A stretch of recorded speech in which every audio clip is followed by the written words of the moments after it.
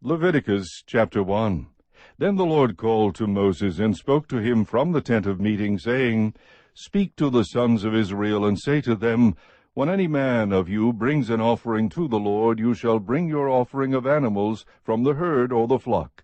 If his offering is a burnt offering from the herd, he shall offer it, a male without defect. He shall offer it at the doorway of the tent of meeting, that he may be accepted before the Lord. He shall lay his hand on the head of the burnt offering, that it may be accepted for him to make atonement on his behalf. He shall slay the young bull before the Lord, and Aaron's sons the priests shall offer up the blood, and sprinkle the blood around the altar that is at the doorway of the tent of meeting. He shall then skin the burnt offering, and cut it into its pieces. The sons of Aaron the priest shall put fire on the altar, and arrange wood on the fire. Then Aaron's sons, the priest, shall arrange the pieces, the head and the suet, over the wood which is on the fire that is on the altar. Its entrails, however, and its legs he shall wash with water. And the priest shall offer up in smoke all of it on the altar for a burnt offering, an offering by fire of a soothing aroma to the Lord. But if his offering is from the flock, of the sheep or of the goats, for a burnt offering, he shall offer it a male without defect.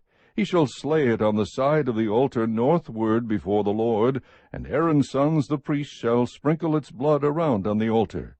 He shall then cut it into its pieces with its head and its suet, and the priest shall arrange them on the wood which is on the fire that is on the altar. The entrails, however, and the legs he shall wash with water. And the priest shall offer all of it, and offer it up in smoke on the altar. It is a burnt offering, an offering by fire of a soothing aroma to the Lord. But if his offering to the Lord is a burnt offering of birds, then he shall bring his offering from the turtle-doves or from young pigeons. The priest shall bring it to the altar, and wring off its head, and offer it up in smoke on the altar. And its blood is to be drained out on the side of the altar. He shall also take away its crop with its feathers, and cast it beside the altar eastward to the place of the ashes. Then he shall tear it by its wings, but shall not sever it. And the priest shall offer it up in smoke on the altar on the wood which is on the fire. It is a burnt offering, an offering by fire of a soothing aroma to the Lord. Chapter 2. Now when anyone presents a grain offering as an offering to the Lord, his offering shall be of fine flour, and he shall pour oil on it, and put frankincense on it. He shall then bring it to Aaron's sons the priests, and shall take from it his handful of its fine flour, and of its oil, with all of its frankincense. And the priest shall offer it up in smoke as its memorial portion on the altar, an offering by fire of a soothing aroma to the Lord. The remainder of the grain offering belongs to Aaron and his sons, a thing most holy, of the offerings to the Lord by fire. Now when you bring an offering of a grain offering baked in an oven, it shall be unleavened cakes of fine flour mixed with oil, or unleavened wafers spread with oil. If your offering is a grain offering made on the griddle, it shall be of fine flour unleavened mixed with oil. You shall break it into bits and pour oil on it. It is a grain offering. Now if your offering is a grain offering made in a pan, it shall be made of fine flour with oil. When you bring in the grain offering which is made of these things to the Lord, it shall be presented to the priest, and he shall bring it to the altar. The priest then shall take up from the grain offering its memorial portion, and shall offer it up in smoke on the altar as an offering by fire of a soothing aroma to the Lord. The remainder of the grain offering belongs to Aaron and his sons, a thing most holy of the offerings to the Lord by fire.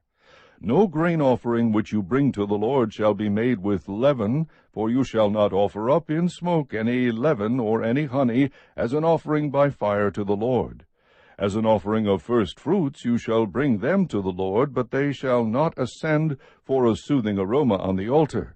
Every grain offering of yours, moreover, you shall season with salt, so that the salt of the covenant of your God shall not be lacking from your grain offering. With all your offerings you shall offer salt.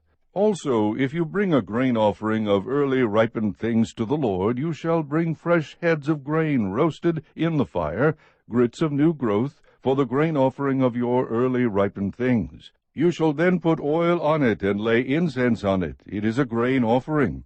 The priest shall offer up in smoke its memorial portion, part of its grits and its oil with all its incense, as an offering by fire to the Lord.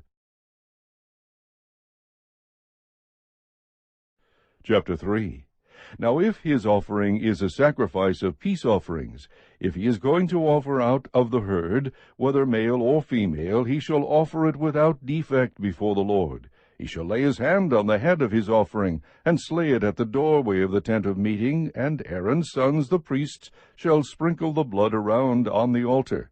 From the sacrifice of the peace offerings he shall present an offering by fire to the Lord, the fat that covers the entrails, and all the fat that is on the entrails, and the 2 kidneys with the fat that is on them, which is on the loins, and the lobe of the liver, which he shall remove with the kidneys. Then Aaron's son shall offer it up in smoke on the altar, on the burnt offering, which is on the wood that is on the fire. It is an offering by fire of a soothing aroma to the Lord. But if his offering for a sacrifice of peace offerings to the Lord is from the flock, he shall offer it, male or female, without defect. If he is going to offer a lamb for his offering, then he shall offer it before the Lord, and he shall lay his hand on the head of his offering, and slay it before the tent of meeting, and Aaron's son shall sprinkle its blood around on the altar. From the sacrifice of peace offerings he shall bring as an offering by fire to the Lord its fat, the entire fat tail which he shall remove close to the backbone, and the fat that covers the entrails, and all the fat that is on the entrails, and the 2 kidneys with the fat that is on them, which is on the loins, and the lobe of the liver, which he shall remove with the kidneys. Then the priest shall offer it up in smoke on the altar as food, an offering by fire to the Lord. Moreover, if his offering is a goat, then he shall offer it before the Lord, and he shall lay his hand on its head, and slay it before the tent of meeting, and the sons of Aaron shall sprinkle its blood around on the altar. From it he shall present his offering as an offering by fire to the Lord, the fat that covers the entrails, and all the fat that is on the entrails, and the 2 kidneys with the fat that is on them, which is on the loins, and the lobe of the liver, which he shall remove with the kidneys. The priest shall offer them up in smoke on the altar as food, an offering by fire for a soothing aroma. All fat is the Lord's.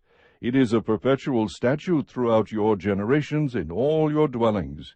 You shall not eat any fat or any blood. Chapter 4.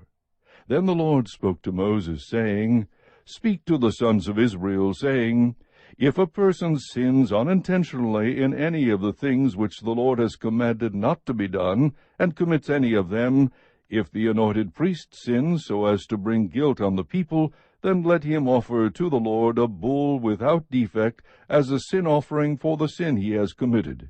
He shall bring the bull to the doorway of the tent of meeting before the Lord, and he shall lay his hand on the head of the bull, and slay the bull before the Lord. Then the anointed priest is to take some of the blood of the bull, and bring it to the tent of meeting, and the priest shall dip his finger in the blood, and sprinkle some of the blood 7 times before the Lord, in front of the veil of the sanctuary. The priest shall also put some of the blood on the horns of the altar of fragrant incense, which is before the Lord in the tent of meeting, and all the blood of the bull he shall pour out at the base of the altar of burnt offering, which is at the doorway of the tent of meeting.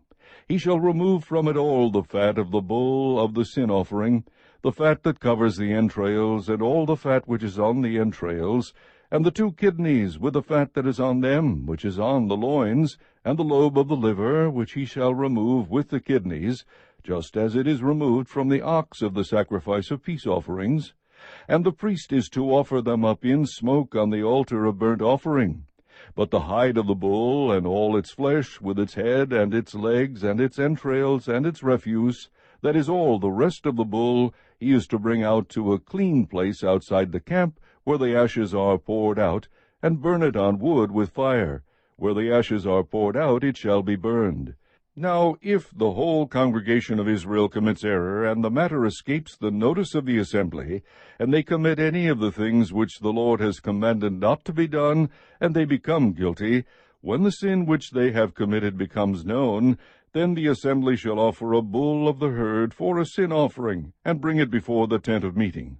Then the elders of the congregation shall lay their hands on the head of the bull before the Lord, and the bull shall be slain before the Lord.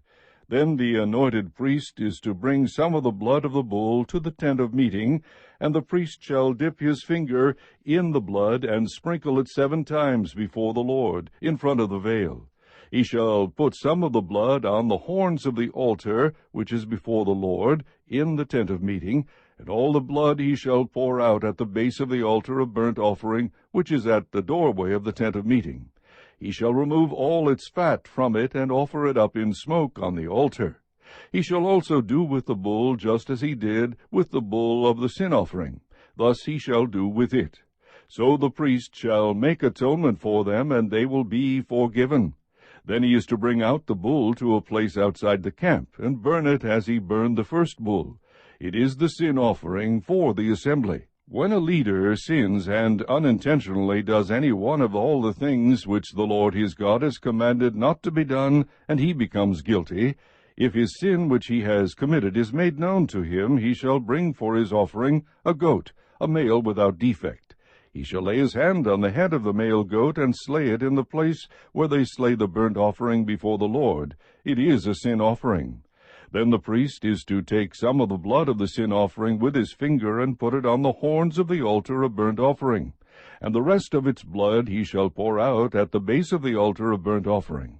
All its fat he shall offer up in smoke on the altar, as in the case of the fat of the sacrifice of peace offerings. Thus the priest shall make atonement for him in regard to his sin, and he will be forgiven.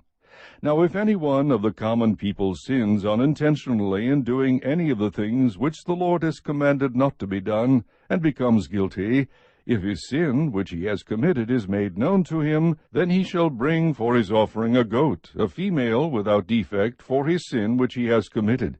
He shall lay his hand on the head of the sin offering, and slay the sin offering at the place of the burnt offering. The priest shall take some of its blood with his finger, and put it on the horns of the altar of burnt offering. And all the rest of its blood he shall pour out at the base of the altar. Then he shall remove all its fat, just as the fat was removed from the sacrifice of peace offerings. And the priest shall offer it up in smoke on the altar for a soothing aroma to the Lord. Thus the priest shall make atonement for him, and he will be forgiven. But if he brings a lamb as his offering for a sin offering, he shall bring it, a female without defect. He shall lay his hand on the head of the sin offering, and slay it for a sin offering in the place where they slay the burnt offering. The priest is to take some of the blood of the sin offering with his finger, and put it on the horns of the altar of burnt offering, and all the rest of its blood he shall pour out at the base of the altar.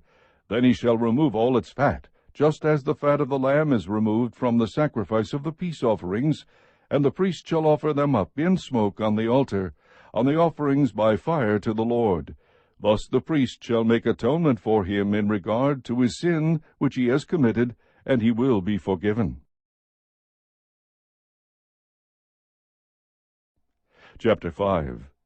Now if a person sins after he hears a public adjuration to testify when he is a witness, whether he has seen or otherwise known, if he does not tell it, then he will bear his guilt. Or if a person touches any unclean thing, whether a carcass of an unclean beast, or the carcass of unclean cattle, or a carcass of unclean swarming things, though it is hidden from him, and he is unclean, then he will be guilty. Or if he touches human uncleanness, of whatever sort his uncleanness may be, with which he becomes unclean, and it is hidden from him, then he comes to know it, he will be guilty. Or if a person swears thoughtlessly with his lips to do evil or to do good, in whatever matter a man may speak thoughtlessly with an oath, and it is hidden from him, and then he comes to know it, he will be guilty in one of these. So it shall be, when he becomes guilty in one of these, that he shall confess that in which he has sinned. He shall also bring his guilt offering to the Lord for his sin which he has committed, a female from the flock, a lamb or a goat, as a sin offering. So the priest shall make atonement on his behalf for his sin. But if he cannot afford a lamb, then he shall bring to the Lord his guilt offering for that in which he has sinned, 2 turtle-doves or 2 young pigeons, one for a sin offering and the other for a burnt offering. He shall bring them to the priest, who shall offer first that which is for the sin offering, and shall nip its head at the front of its neck, but he shall not sever it. He shall also sprinkle some of the blood of the sin offering on the side of the altar, while the rest of the blood shall be drained out at the base of the altar. It is a sin offering. The second he shall then prepare as a burnt offering according to the ordinance. So the priest shall make atonement on his behalf for his sin which he has committed, and it will be forgiven him. But if his means are insufficient for 2 turtle-doves or 2 young pigeons, then for his offering for that which he has sinned, he shall bring the 1/10 of an ephah of fine flour for a sin offering. He shall not put oil on it or place incense on it, for it is a sin offering. He shall bring it to the priest, and the priest shall take his handful of it as its memorial portion, and offer it up in smoke on the altar with the offerings of the Lord by fire. It is a sin offering. So the priest shall make atonement for him concerning his sin which he has committed from one of these, and it will be forgiven him.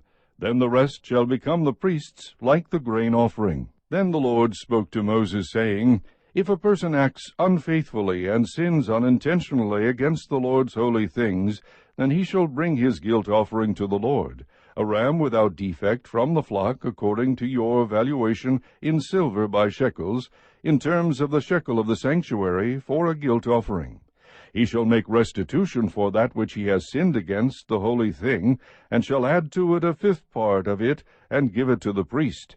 The priest shall then make atonement for him with the ram of the guilt offering, and it will be forgiven him. Now if a person sins and does any of the things which the Lord has commanded not to be done, though he was unaware, still he is guilty, and shall bear his punishment. He is then to bring to the priest a ram without defect from the flock, according to your valuation, for a guilt offering. So the priest shall make atonement for him concerning his error in which he sinned unintentionally and did not know it, and it will be forgiven him. It is a guilt offering. He was certainly guilty before the Lord. Chapter 6. Then the Lord spoke to Moses, saying, When a person sins and acts unfaithfully against the Lord, and deceives his companion in regard to a deposit or a security entrusted to him, or through robbery, or if he has extorted from his companion, or has found what was lost, and lied about it, and sworn falsely, so that he sins in regard to any one of the things a man may do, then it shall be, when he sins and becomes guilty, that he shall restore what he took by robbery, or what he got by extortion, or the deposit which was entrusted to him, or the lost thing which he found, or anything about which he swore falsely. He shall make restitution for it in full, and add to it 1/5 more. He shall give it to the one to whom it belongs on the day he presents his guilt offering. Then he shall bring to the priest his guilt offering to the Lord, a ram without defect from the flock, according to your valuation, for a guilt offering. And the priest shall make atonement for him before the Lord, and he will be forgiven for any one of the things which he may have done to incur guilt. Then the Lord spoke to Moses, saying, Command Aaron and his son, saying, This is the law for the burnt offering. The burnt offering itself shall remain on the hearth on the altar all night until the morning, and the fire on the altar is to be kept burning on it. The priest is to put on his linen robe, and he shall put on undergarments next to his flesh, and he shall take up the ashes to which the fire reduces the burnt offering on the altar, and place them beside the altar. Then he shall take off his garments, and put on other garments, and carry the ashes outside the camp to a clean place. The fire on the altar shall be kept burning on it. It shall not go out, but the priest shall burn wood on it every morning. And he shall lay out the burnt offering on it, and offer up in smoke the fat portions of the peace offerings on it. Fire shall be kept burning continually on the altar.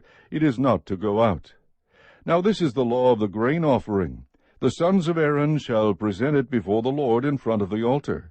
Then one of them shall lift up from it a handful of the fine flour of the grain offering, with its oil and all the incense that is on the grain offering, and he shall offer it up in smoke on the altar, a soothing aroma, as its memorial offering to the Lord. What is left of it Aaron and his sons are to eat. It shall be eaten as unleavened cakes in a holy place. They are to eat it in the court of the tent of meeting. It shall not be baked with leaven. I have given it as their share from my offerings by fire. It is most holy, like the sin offering and the guilt offering. Every male among the sons of Aaron may eat it. It is a permanent ordinance throughout your generations, from the offerings by fire to the Lord. Whoever touches them will become consecrated. Then the Lord spoke to Moses, saying, This is the offering which Aaron and his sons are to present to the Lord on the day when he is anointed. The 1/10 of an ephah of fine flour as a regular grain offering, half of it in the morning and half of it in the evening. It shall be prepared with oil on a griddle. When it is well stirred, you shall bring it. You shall present the grain offering in baked pieces as a soothing aroma to the Lord. The anointed priest who will be in his place among his sons shall offer it. By a permanent ordinance it shall be entirely offered up in the smoke to the Lord. So every grain offering of the priest shall be burned entirely, it shall not be eaten. Then the Lord spoke to Moses, saying, Speak to Aaron and to his sons, saying, This is the law of the sin offering. In the place where the burnt offering is slain, the sin offering shall be slain before the Lord. It is most holy. The priest who offers it for sin shall eat it. It shall be eaten in a holy place, in the court of the tent of meeting. Anyone who touches its flesh will become consecrated, and when any of its blood splashes on a garment in a holy place, you shall wash what was splashed on. Also the earthenware vessel in which it was boiled shall be broken, and if it was boiled in a bronze vessel, then it shall be scoured and rinsed in water. Every male among the priests may eat of it. It is most holy. But no sin offering of which any of the blood is brought into the tent of meeting to make atonement in the holy place shall be eaten. It shall be burned with fire. Chapter 7. Now this is the law of the guilt offering. It is most holy. In the place where they slay the burnt offering they are to slay the guilt offering, and he shall sprinkle its blood around on the altar. Then he shall offer from it all its fat, the fat tail, and the fat that covers the entrails, and the 2 kidneys with the fat that is on them, which is on the loins, and the lobe on the liver he shall remove with the kidneys. The priest shall offer them up in smoke on the altar as an offering by fire to the Lord. It is a guilt offering. Every male among the priests may eat of it. It shall be eaten in a holy place. It is most holy. The guilt offering is like the sin offering. There is one law for them. The priest who makes atonement with it shall have it. Also the priest who presents any man's burnt offering, that priest shall have for himself the skin of the burnt offering which he has presented. Likewise every grain offering that is baked in the oven, and everything prepared in a pan or on a griddle, shall belong to the priest who presents it. Every grain offering, mixed with oil or dry, shall belong to all the sons of Aaron, to all alike. Now this is the law of the sacrifice of peace offerings which shall be presented to the Lord. If he offers it by way of thanksgiving, then along with the sacrifice of thanksgiving he shall offer unleavened cakes mixed with oil, and unleavened wafers spread with oil, and cakes of well-stirred fine flour mixed with oil. With the sacrifice of his peace offerings for thanksgiving he shall present his offering with cakes of leavened bread. Of this he shall present one of every offering as a contribution to the Lord. It shall belong to the priest who sprinkles the blood of the peace offerings. Now as for the flesh of the sacrifice of his thanksgiving peace offerings, it shall be eaten on the day of his offering. He shall not leave any of it over until morning. But if the sacrifice of his offering is a votive or a freewill offering, it shall be eaten on the day that he offers his sacrifice. And on the next day what is left of it may be eaten.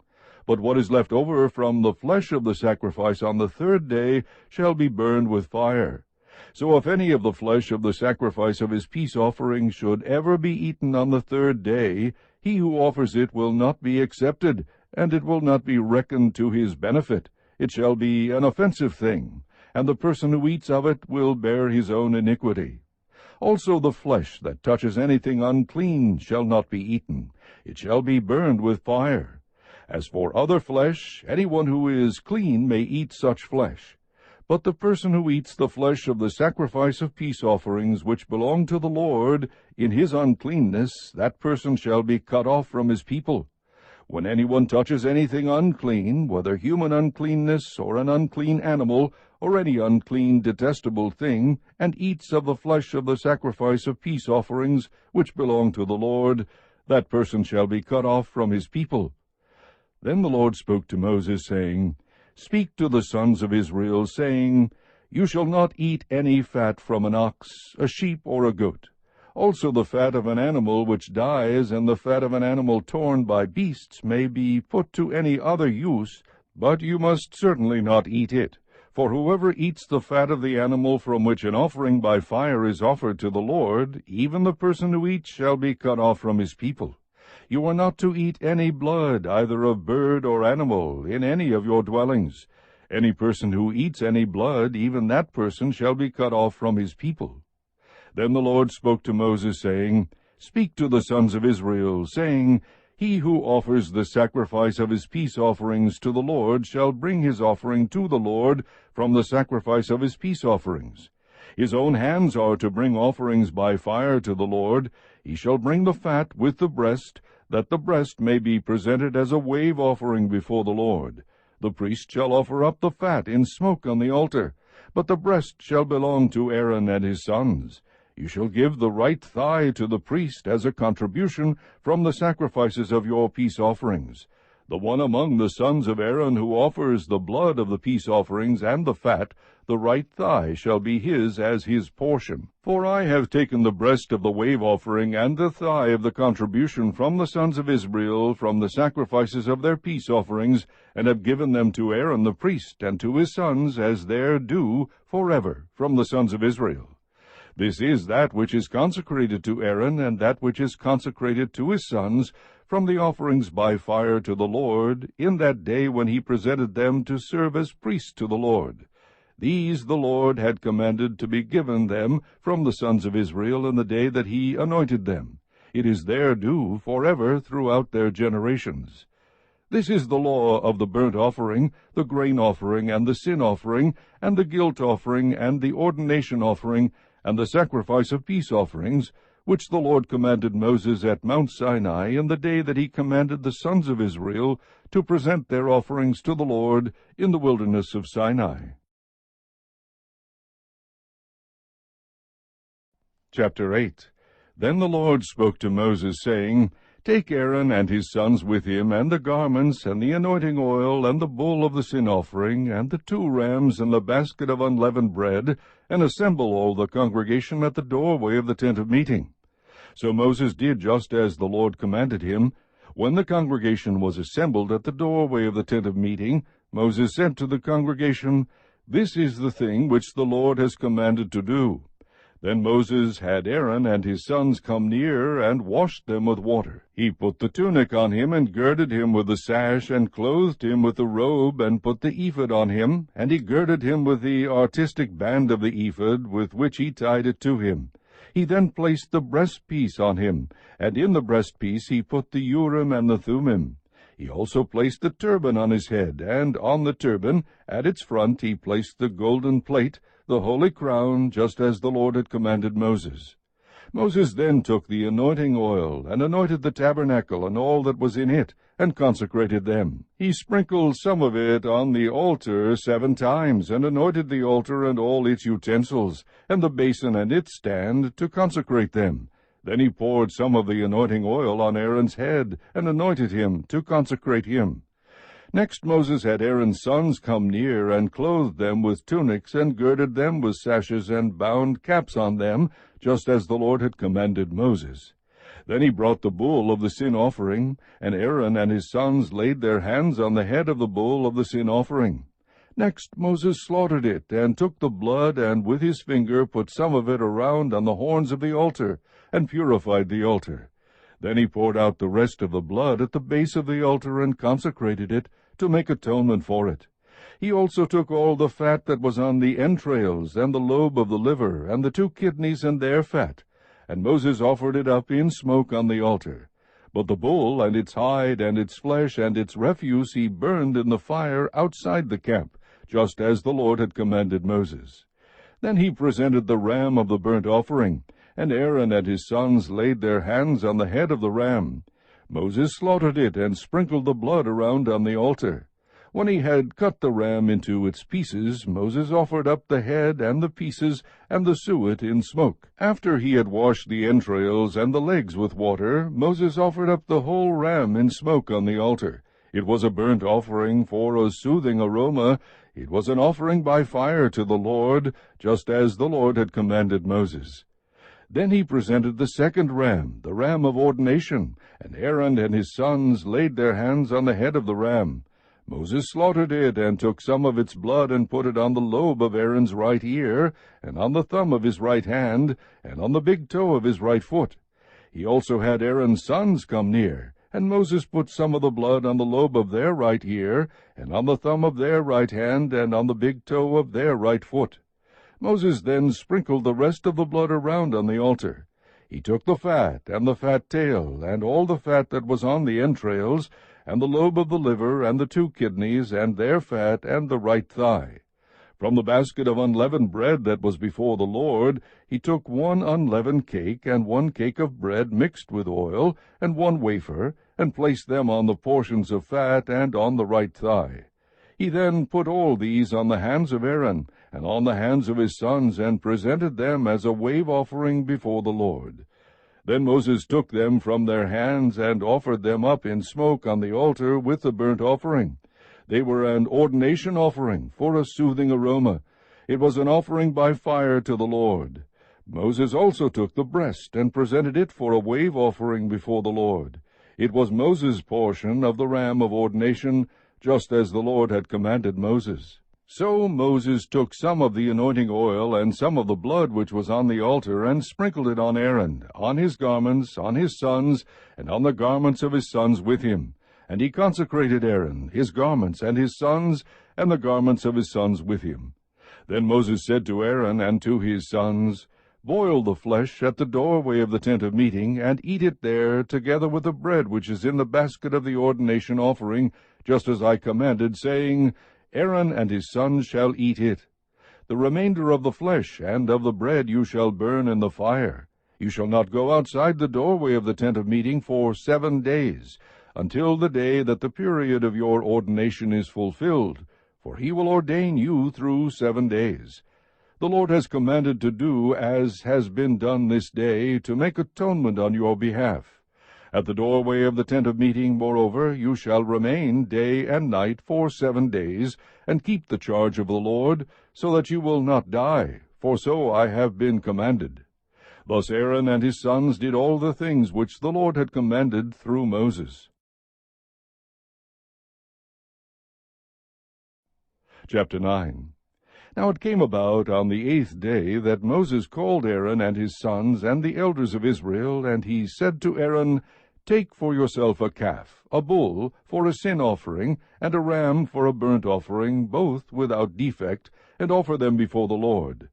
Then to the sons of Israel you shall speak, saying, Take a male goat for a sin offering, and a calf and a lamb, both 1 year old, without defect, for a burnt offering, and an ox and a ram for peace offerings, to sacrifice before the Lord, and a grain offering mixed with oil, for today the Lord will appear to you. So they took what Moses had commanded to the front of the tent of meeting, and the whole congregation came near and stood before the Lord. Moses said, This is the thing which the Lord has commanded you to do, that the glory of the Lord may appear to you. Moses then said to Aaron, Come near to the altar, and offer your sin offering and your burnt offering, that you may make atonement for yourself and for the people. Then make the offering for the people, that you may make atonement for them, just as the Lord has commanded. So Aaron came near to the altar, and slaughtered the calf of the sin offering which was for himself. Aaron's sons presented the blood to him, and he dipped his finger in the blood, and put some on the horns of the altar, and poured out the rest of the blood at the base of the altar. The fat and the kidneys and the lobe of the liver of the sin offering he then offered up in smoke on the altar, just as the Lord had commanded Moses. The flesh and the skin, however, he burned with fire outside the camp. Then he slaughtered the burnt offering, and Aaron's sons handed the blood to him, and he sprinkled it around on the altar. They handed the burnt offering to him in pieces, with the head, and he offered them up in smoke on the altar. He also washed the entrails and the legs, and offered them up in smoke with the burnt offering on the altar. Then he presented the people's offering, and took the goat of the sin offering which was for the people, and slaughtered it and offered it for sin like the first. He also presented the burnt offering, and offered it according to the ordinance. Next he presented the grain offering, and filled his hand with some of it, and offered it up in smoke on the altar, besides the burnt offering of the morning. Then he slaughtered the ox and the ram, the sacrifice of peace offerings which was for the people, and Aaron's sons handed the blood to him, and he sprinkled it around on the altar. As for the portions of fat from the ox and from the ram, the fat tail and the fat covering, and the kidneys and the lobe of the liver, they now placed the portions of fat on the breasts, and he offered them up in smoke on the altar. But the breasts and the right thigh Aaron presented as a wave offering before the Lord, just as Moses had commanded. Then Aaron lifted up his hands toward the people and blessed them, and he stepped down after making the sin offering and the burnt offering and the peace offerings. Moses and Aaron went into the tent of meeting. When they came out and blessed the people, the glory of the Lord appeared to all the people. Then fire came out from before the Lord and consumed the burnt offering and the portions of fat on the altar, and when all the people saw it, they shouted and fell on their faces. Chapter 10. Now Nadab and Abihu, the sons of Aaron, took their respective firepans, and after putting fire in them, placed incense on it, and offered strange fire before the Lord, which he had not commanded them. And fire came out from the presence of the Lord, and consumed them, and they died before the Lord. Then Moses said to Aaron, It is what the Lord spoke, saying, By those who come near me I will be treated as holy, and before all the people I will be honored. So Aaron therefore kept silent. Moses called also to Mishael and Elzaphan, the sons of Aaron's uncle Uzziel, and said to them, Come forward, carry your relatives away from the front of the sanctuary to the outside of the camp. So they came forward and carried them, still in their tunics, to the outside of the camp, as Moses had said. Then Moses said to Aaron and to his sons Eleazar and Ithamar, Do not uncover your heads, nor tear your clothes, so that you will not die, and that he will not become wrathful against all the congregation. But your kinsmen, the whole house of Israel, shall bewail the burning which the Lord has brought about. You shall not even go out from the doorway of the tent of meeting, or you will die. For the Lord's anointing oil is upon you. So they did according to the word of Moses. The Lord then spoke to Aaron, saying, Do not drink wine or strong drink, neither you nor your sons with you, when you come into the tent of meeting, so that you will not die. It is a perpetual statute throughout your generations. And so as to make a distinction between the holy and the profane, and between the unclean and the clean, and so as to teach the sons of Israel all the statutes which the Lord has spoken to them through Moses. Then Moses spoke to Aaron and to his surviving sons, Eleazar and Ithamar, Take the grain offering that is left over from the Lord's offerings by fire, and eat it unleavened beside the altar, for it is most holy. You shall eat it, moreover, in a holy place, because it is your due and your sons' due out of the Lord's offerings by fire. For thus I have been commanded. The breast of the wave offering, however, and the thigh of the offering you may eat in a clean place, you and your sons and your daughters with you. For they have been given as your due, and your sons' due out of the sacrifices of the peace offerings of the sons of Israel. The thigh offered by lifting up, and the breast offered by waving, they shall bring along with the offerings by fire of the portions of fat, to present as a wave offering before the Lord. So it shall be a thing perpetually due you and your sons with you, just as the Lord has commanded. But Moses searched carefully for the goat of the sin offering, and behold, it had been burned up. So he was angry with Aaron's surviving sons Eleazar and Ithamar, saying, Why did you not eat the sin offering at the holy place? For it is most holy. and he gave it to you to bear away the guilt of the congregation, to make atonement for them before the Lord. Behold, since its blood had not been brought inside into the sanctuary, you should certainly have eaten it in the sanctuary, just as I commanded. But Aaron spoke to Moses, Behold, this very day they presented their sin offering and their burnt offering before the Lord. When these things like these happened to me, if I had eaten a sin offering today, would it have been good in the sight of the Lord? When Moses heard that, it seemed good in his sight. Chapter 11. The Lord spoke again to Moses and to Aaron, saying to them, Speak to the sons of Israel, saying, These are the creatures which you may eat from all the animals that are on the earth. Whatever divides a hoof, thus making split hoofs, and chews the cud among the animals, that you may eat. Nevertheless, you are not to eat of these among those which chew the cud, or among those which divide the hoof. The camel, for though it chews cud, it does not divide the hoof, it is unclean to you. Likewise the shaphan, for though it chews the cud, it does not divide the hoof, it is unclean to you. The rabbit also, for though it chews cud, it does not divide the hoof, it is unclean to you. And the pig, for though it divides the hoof, thus making a split hoof, it does not chew cud, it is unclean to you. You shall not eat of their flesh, nor touch their carcasses, they are unclean to you. These you may eat, whatever is in the water, all that have fins and scales, those in the water, in the seas, or in the rivers, you may eat. But whatever is in the seas and in the rivers that does not have fins and scales, among all the teeming life of the water, and among all the living creatures that are in the water, they are detestable things to you, and they shall be abhorrent to you. You may not eat of their flesh, and their carcasses you shall detest. Whatever in the water does not have fins and scales is abhorrent to you.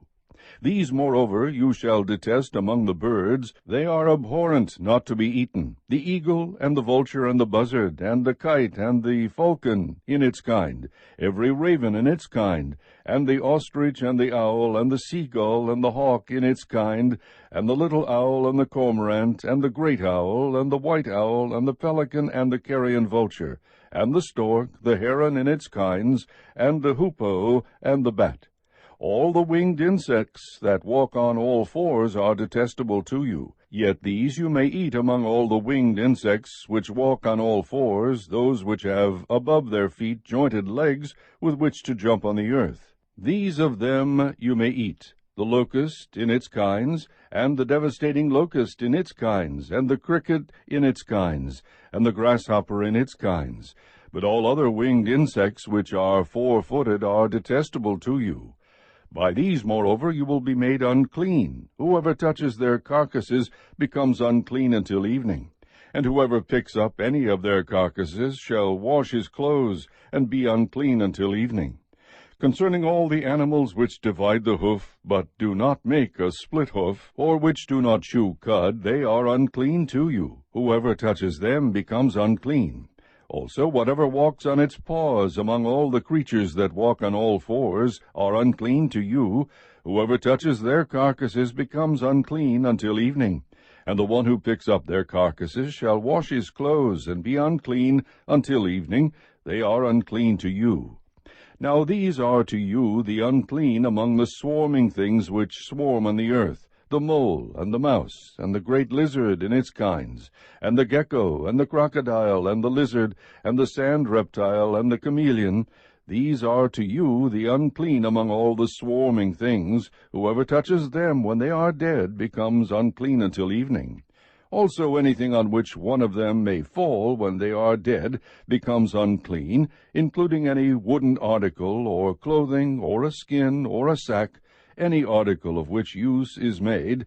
It shall be put in the water, and be unclean until evening. Then it becomes clean. As for any earthenware vessels into which one of them may fall, whatever is in it becomes unclean, and you shall break the vessel. Any of the food which may be eaten on which water comes shall become unclean, and any liquid which may be drunk in every vessel shall become unclean. Everything, moreover, on which part of their carcass may fall becomes unclean. An oven or a stove shall be smashed. They are unclean, and shall continue as unclean to you. Nevertheless, a spring or a cistern collecting water shall be clean, though the one who touches their carcass shall be unclean. If a part of their carcass falls on any seed for sowing which is to be sown, it is clean. Though if water is put on the seed, and a part of their carcass falls on it, it is unclean to you. And if one of the animals dies which you have for food, the one who touches its carcass becomes unclean until evening. He too who eats some of its carcass shall wash his clothes, and be unclean until evening. And the one who picks up its carcass shall wash his clothes, and be unclean until evening. Now every swarming thing that swarms on the earth is detestable, not to be eaten. Whatever crawls on its belly, and whatever walks on all fours, whatever has many feet, in respect to every swarming thing that swarms on the earth, you shall not eat them, for they are detestable. Do not render yourselves detestable through any of the swarming things that swarm, and you shall not make yourselves unclean with them, so that you become unclean. For I am the Lord your God. Consecrate yourselves, therefore, and be holy, for I am holy.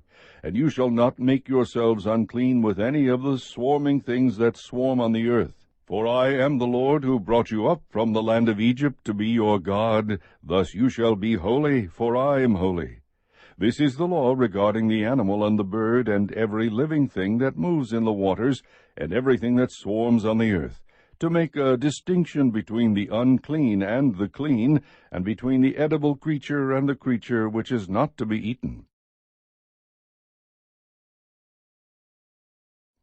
Chapter 12.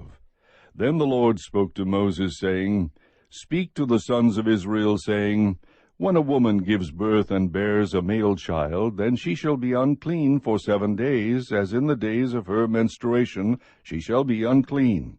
On the 8th day the flesh of his foreskin shall be circumcised. Then she shall remain in the blood of her purification for 33 days. She shall not touch any consecrated thing, nor enter the sanctuary until the days of her purification are completed. But if she bears a female child, then she shall be unclean for 2 weeks, as in her menstruation, and she shall remain in the blood of her purification for 66 days. When the days of her purification are completed, for a son or for a daughter, she shall bring to the priest at the doorway of the tent of meeting a 1-year-old lamb for a burnt offering, and a young pigeon or a turtle-dove for a sin offering. Then he shall offer it before the Lord, and make atonement for her, and she shall be cleansed from the flow of her blood. This is the law for her who bears a child, whether a male or a female. But if she cannot afford a lamb, then she shall take 2 turtle-doves or 2 young pigeons, the one for a burnt offering and the other for a sin offering, and the priest shall make atonement for her, and she will be clean. Chapter 13. Then the Lord spoke to Moses and to Aaron, saying, When a man has on the skin of his body a swelling or a scab or a bright spot, and it becomes an infection of leprosy on the skin of his body, then he shall be brought to Aaron the priest, or to one of his sons the priests. The priest shall look at the mark on the skin of the body, and if the hair in the infection has turned white, and the infection appears to be deeper than the skin of his body, it is an infection of leprosy. When the priest has looked at him, he shall pronounce him unclean. But if the bright spot is white on the skin of his body, and it does not appear to be deeper than the skin, and the hair on it has not turned white, then the priest shall isolate him who has the infection for 7 days. The priest shall look at him on the 7th day, and if in his eyes the infection has not changed, and the infection has not spread on the skin, then the priest shall isolate him for 7 more days. The priest shall look at him again on the 7th day, and if the infection has faded and the mark has not spread on the skin, then the priest shall pronounce him clean. It is only a scab, and he shall wash his clothes and be clean.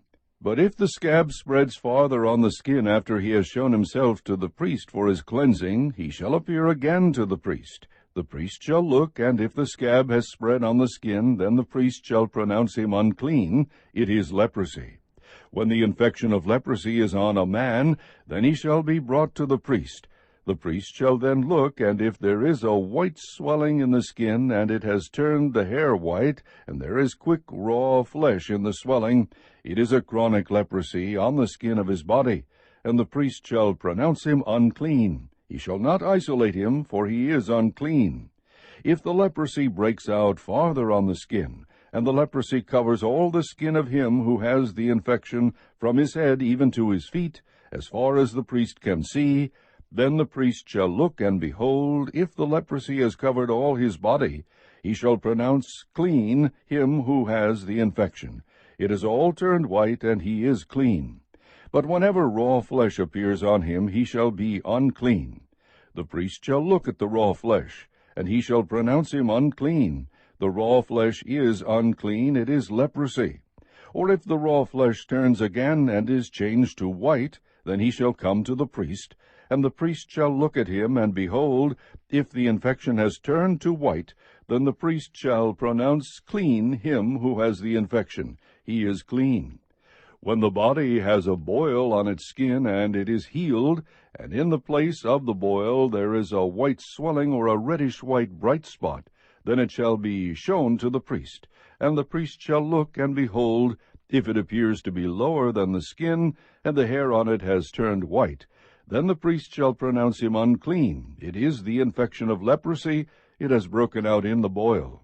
But if the priest looks at it, and behold, there is no white hairs in it, and it is not lower than the skin, and is faded, then the priest shall isolate him for 7 days. And if it spreads farther on the skin, then the priest shall pronounce him unclean. It is an infection. But if the bright spot remains in its place and does not spread, it is only the scar of the boil, and the priest shall pronounce him clean. Or if the body sustains in its skin a burn by fire, and the raw flesh of the burn becomes a bright spot, reddish-white or white, then the priest shall look at it, and if the hair in the bright spot has turned white, and it appears to be deeper than the skin, it is leprosy. It has broken out in the burn. Therefore the priest shall pronounce him unclean. It is an infection of leprosy.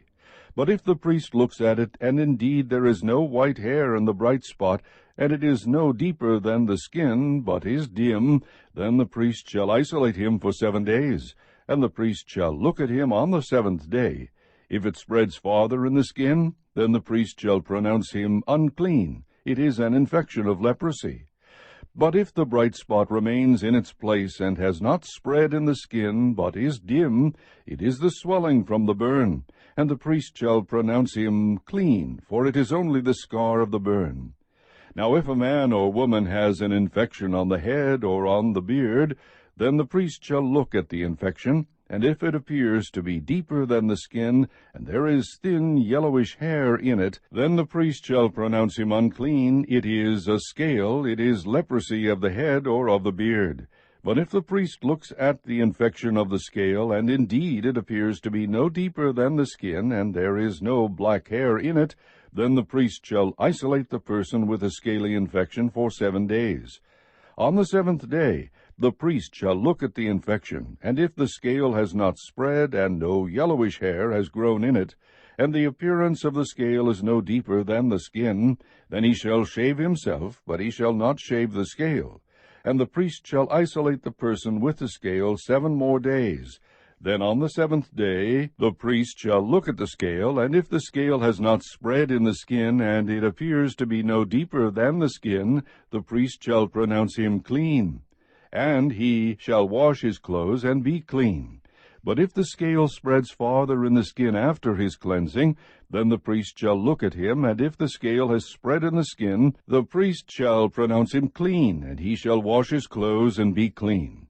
But if the scale spreads farther in the skin after his cleansing, then the priest shall look at him, and if the scale has spread in the skin, the priest need not seek for the yellowish hair. He is unclean. If in his sight the scale has remained, however, and black hair has grown in it, the scale has healed, he is clean, and the priest shall pronounce him clean. When a man or a woman has bright spots on the skin of the body, even white bright spots, then the priest shall look, and if the bright spots on the skin of their bodies are a faint white, it is eczema that has broken out on the skin, he is clean. Now if a man loses the hair of his head, he is bald, he is clean. If his head becomes bald at the front and sides, he is bald on the forehead, he is clean. But if on the bald head or the bald forehead there occurs a reddish-white infection, it is leprosy breaking out on his bald head or on his bald forehead. Then the priest shall look at him, and if the swelling of the infection is reddish-white on his bald head or on his bald forehead, like the appearance of leprosy in the skin of the body, he is a leprous man, he is unclean. The priest shall surely pronounce him unclean, his infection is on his head. As for the leper who has the infection, his clothes shall be torn, and the hair of his head shall be uncovered, and he shall cover his mustache, and cry, Unclean, unclean. He shall remain unclean all the days during which he has the infection. He is unclean. He shall live alone. His dwelling shall be outside the camp. When a garment has a mark of leprosy in it, whether it is a wool garment or a linen garment, whether in warp or woof, of linen or of wool, whether in leather or in any article made of leather, if the mark is greenish or reddish in the garment, or in the leather, or in the warp, or in the woof, or in any article of leather, it is a leprous mark, and shall be shown to the priest. Then the priest shall look at the mark, and shall quarantine the article with the mark for 7 days. He shall then look at the mark on the 7th day. If the mark has spread in the garment, whether in the warp, or in the woof, or in the leather, whatever the purpose for which the leather is used, the mark is a leprous malignancy, it is unclean. So he shall burn the garment, whether the warp or the woof, in wool or in linen, or any article of leather in which the mark occurs, for it is a leprous malignancy. It shall be burned in the fire. But if the priest shall look, and indeed the mark has not spread in the garment, either in the warp, or in the woof, or in any article of leather, then the priest shall order them to wash the thing in which the mark occurs, and he shall quarantine it for 7 more days. After the article with the mark has been washed, the priest shall again look, and if the mark has not changed its appearance, even though the mark has not spread, it is unclean. You shall burn it in the fire, whether an eating away has produced bareness on the top or on the front of it. Then if the priest looks, and if the mark has faded after it has been washed, then he shall tear it out of the garment or out of the leather, whether from the warp or from the woof. And if it appears again in the garment, whether in the warp or in the woof, or in any article of leather, it is an outbreak. The article with the mark shall be burned in the fire. The garment, whether the warp or the woof, or any article of leather from which the mark has departed when you washed it, it shall then be washed a 2nd time, and will be clean. This is the law for the mark of leprosy in a garment of wool or linen, whether in the warp or in the woof, or in any article of leather, for pronouncing it clean or unclean. Chapter 14. Then the Lord spoke to Moses, saying, This shall be the law of the leper in the day of his cleansing. Now he shall be brought to the priest, and the priest shall go out to the outside of the camp. Thus the priest shall look, and if the infection of leprosy has been healed in the leper, then the priest shall give orders to take 2 live, clean birds, and cedar wood, and a scarlet string, and hyssop, for the one who is to be cleansed. The priest shall also give orders to slay the 1 bird in an earthenware vessel over running water. As for the live bird, he shall take it together with the cedar wood and the scarlet string and the hyssop, and shall dip them and the live bird in the blood of the bird that was slain over the running water. He shall then sprinkle 7 times the one who is to be cleansed from the leprosy, and shall pronounce him clean, and shall let the live bird go free over the open field. The one to be cleansed shall then wash his clothes, and shave off all his hair, and bathe in water, and be clean.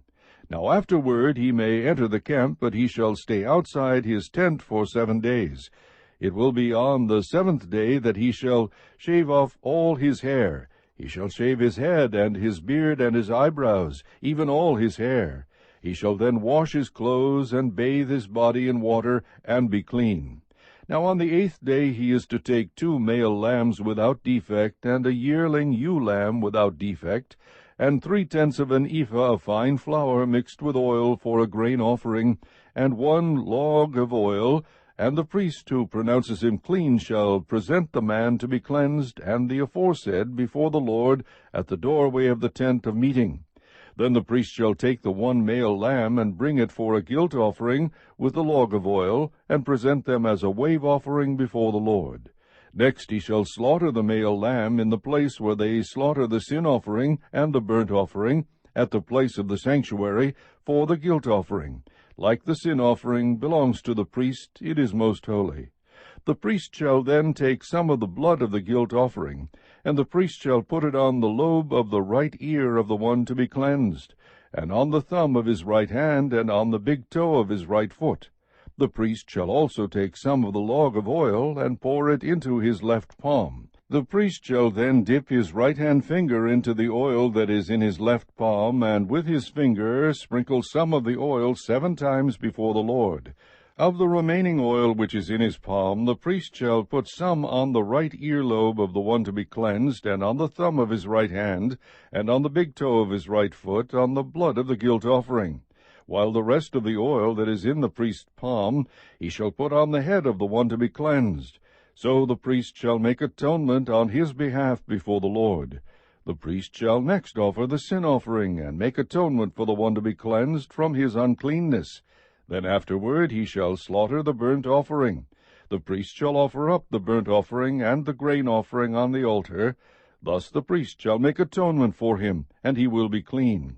But if he is poor, and his means are insufficient, then he is to take 1 male lamb for a guilt offering as a wave offering to make atonement for him, and 1/10 of an ephah of fine flour mixed with oil for a grain offering, and a log of oil, and 2 turtle doves, or 2 young pigeons which are within his means.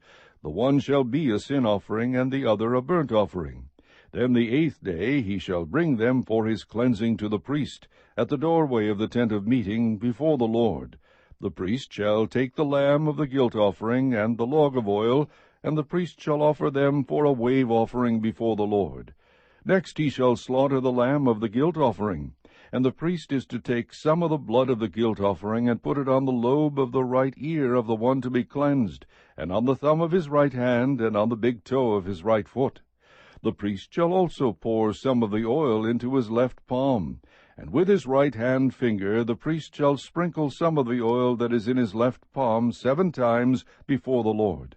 The priest shall then put some of the oil that is in his palm on the lobe of the right ear of the one to be cleansed, and on the thumb of his right hand, and on the big toe of his right foot, on the place of the blood of the guilt offering. Moreover, the rest of the oil that is in the priest's palm he shall put on the head of the one to be cleansed, to make atonement on his behalf before the Lord. He shall then offer 1 of the turtle doves or young pigeons, which are within his means. He shall offer what he can afford, the one for a sin offering, and the other for a burnt offering, together with the grain offering. So the priest shall make atonement before the Lord on behalf of the one to be cleansed. This is the law for him in whom there is an infection of leprosy, whose means are limited for his cleansing. The Lord further spoke to Moses and to Aaron, saying, When you enter the land of Canaan, which I give you for a possession, and I put a mark of leprosy on a house in the land of your possession, then the one who owns the house shall come and tell the priest, saying, Something like a mark of leprosy has become visible to me in the house. The priest shall then command that they empty the house before the priest goes in to look at the mark, so that everything in the house need not become unclean. And afterward the priest shall go in to look at the house. So he shall look at the mark, and if the mark on the walls of the house has greenish or reddish depressions, and appears deeper than the surface, then the priest shall come out of the house to the doorway, and quarantine the house for 7 days. The priest shall return on the 7th day, and make an inspection. If the mark has indeed spread in the walls of the house, then the priest shall order them to tear out the stones with the mark in them, and throw them away at an unclean place outside the city. He shall have the house scraped all around inside, and they shall dump the plaster that they scrape off at an unclean place outside the city. Then they shall take other stones and replace those stones, and he shall take other plaster and replaster the house.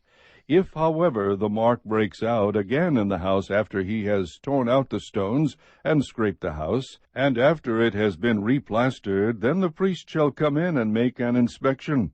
If he sees that the mark has indeed spread in the house, it is a malignant mark in the house, it is unclean. He shall therefore tear down the house, its stones and its timbers, and all the plaster of the house, and he shall take them outside the city to an unclean place. Moreover, whoever goes into the house during the time that he has quarantined it becomes unclean until evening. Likewise, whoever lies down in the house shall wash his clothes, and whoever eats in the house shall wash his clothes.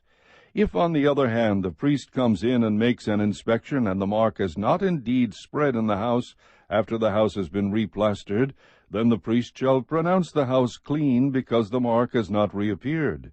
To cleanse the house, then, he shall take 2 birds and cedar wood, and a scarlet string and hyssop. And he shall slaughter the one bird in an earthenware vessel over running water. Then he shall take the cedar wood and the hyssop and the scarlet string with the live bird, and dip them in the blood of the slain bird, as well as in the running water, and sprinkle the house 7 times. He shall thus cleanse the house with the blood of the bird, and with the running water, along with the live bird, and with the cedar wood, and with the hyssop, and with the scarlet string. However, he shall let the live bird go free outside the city into the open field. So he shall make atonement for the house, and it will be clean. This is the law for any mark of leprosy, even for a scale, and for the leprous garment or house, and for a swelling, and for a scab, and for a bright spot, to teach when they are unclean, and when they are clean. This is the law of leprosy. Chapter 15. The Lord also spoke to Moses and to Aaron, saying, Speak to the sons of Israel, and say to them, When any man has a discharge from his body, his discharge is unclean. This, moreover, shall be his uncleanness in his discharge. It is his uncleanness whether his body allows its discharge to flow, or whether his body obstructs its discharge. Every bed on which the person with the discharge lies becomes unclean, and everything on which he sits becomes unclean.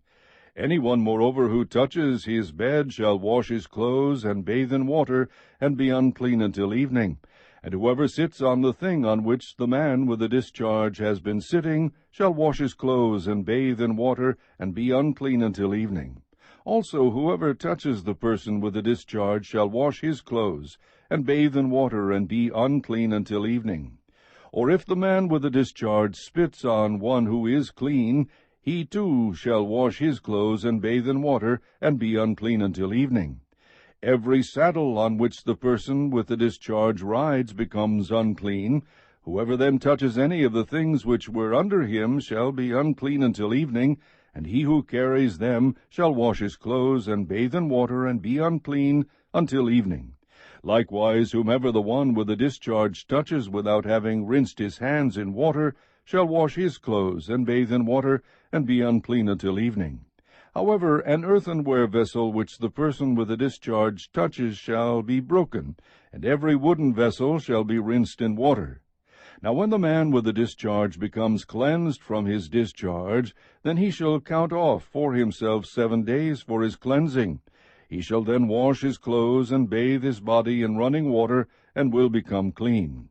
Then on the 8th day he shall take for himself 2 turtle doves, or 2 young pigeons, and come before the Lord to the doorway of the tent of meeting, and give them to the priest.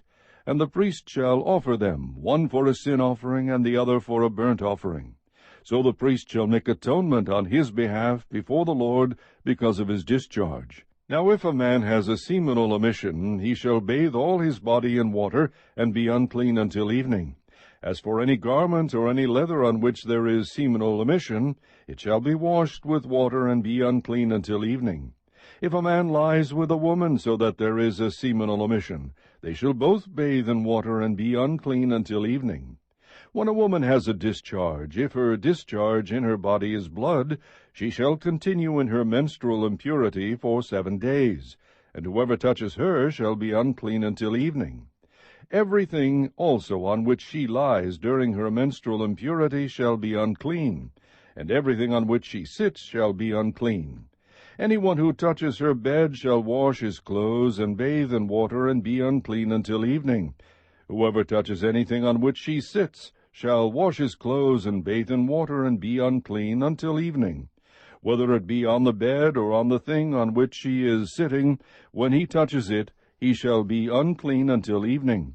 If a man actually lies with her, so that her menstrual impurity is on him, he shall be unclean 7 days, and every bed on which he lies shall be unclean.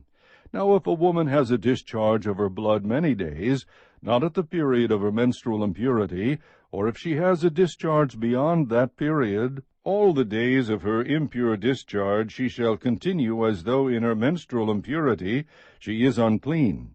Any bed on which she lies all the days of her discharge shall be to her like her bed at menstruation, and everything on which she sits shall be unclean, like her uncleanness at that time. Likewise, whoever touches them shall be unclean, and shall wash his clothes, and bathe in water, and be unclean until evening. When she becomes clean from her discharge, she shall count off for herself 7 days, and afterward she will be clean. Then on the 8th day she shall take for herself 2 turtle doves or 2 young pigeons, and bring them in to the priest, to the doorway of the tent of meeting. The priest shall offer the one for a sin offering, and the other for a burnt offering. So the priest shall make atonement on her behalf before the Lord because of her impure discharge. Thus you shall keep the sons of Israel separated from their uncleanness, so that they will not die in their uncleanness by their defiling my tabernacle that is among them. This is the law for the one with a discharge, and for the man who has a seminal emission, so that he is unclean by it, and for the woman who is ill because of menstrual impurity, and for the one who has a discharge, whether a male or a female, or a man who lies with an unclean woman. Chapter 16. Now the Lord spoke to Moses after the death of the 2 sons of Aaron, when they had approached the presence of the Lord and died. The Lord said to Moses, Tell your brother Aaron that he shall not enter at any time into the holy place inside the veil, before the mercy seat which is on the ark, or he will die. For I will appear in the cloud over the mercy seat. Aaron shall enter the holy place with this, with a bull for a sin offering, and a ram for a burnt offering. He shall put on the holy linen tunic, and the linen undergarment shall be next to his body, and he shall be girded with a linen sash, and attired with a linen turban. These are holy garments. Then he shall bathe his body in water, and put them on. He shall take from the congregation of the sons of Israel 2 male goats for a sin offering, and 1 ram for a burnt offering. Then Aaron shall offer the bull for the sin offering, which is for himself, that he may make atonement for himself and for his household. He shall take the 2 goats and present them before the Lord at the doorway of the tent of meeting. Aaron shall cast lots for the 2 goats, 1 lot for the Lord, and the other lot for the scapegoat. Then Aaron shall offer the goat on which the lot for the Lord fell, and make it a sin offering. But the goat on which the lot for the scapegoat fell shall be presented alive before the Lord, to make atonement upon it, to send it into the wilderness as the scapegoat. Then Aaron shall offer the bull of the sin offering, which is for himself, and make atonement for himself and for his household. And he shall slaughter the bull of the sin offering, which is for himself.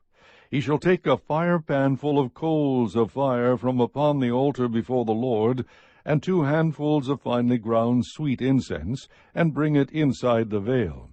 He shall put the incense on the fire before the Lord, that the cloud of incense may cover the mercy seat that is on the ark of the testimony, otherwise he will die.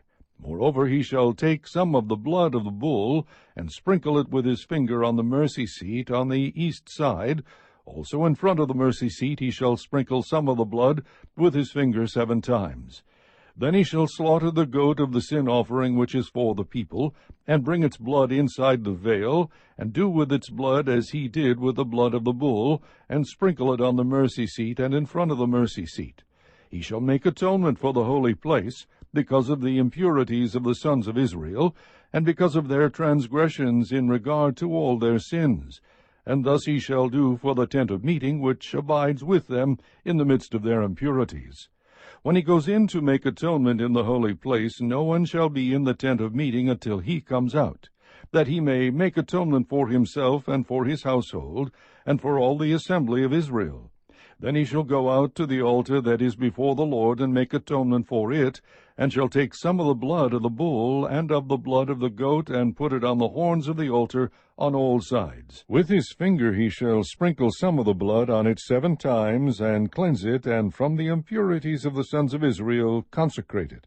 When he finishes atoning for the holy place, and the tent of meeting, and the altar, he shall offer the live goat. Then Aaron shall lay both of his hands on the head of the live goat, and confess over it all the iniquities of the sons of Israel, and all their transgressions in regard to all their sins. And he shall lay them on the head of the goat, and send it away into the wilderness by the hand of a man who stands in readiness. The goat shall bear on itself all their iniquities to a solitary land, and he shall release the goat in the wilderness. Then Aaron shall come into the tent of meeting, and take off the linen garments which he put on when he went into the holy place, and shall leave them there. He shall bathe his body with water in a holy place, and put on his clothes, and come forth, and offer his burnt offering and the burnt offering of the people, and make atonement for himself and for the people. Then he shall offer up in smoke the fat of the sin offering on the altar.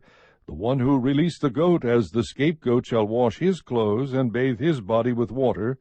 Then afterward he shall come into the camp. But the bull of the sin offering, and the goat of the sin offering, whose blood was brought in to make atonement in the holy place, shall be taken outside the camp, and they shall burn their hides, their flesh, and their refuse in the fire.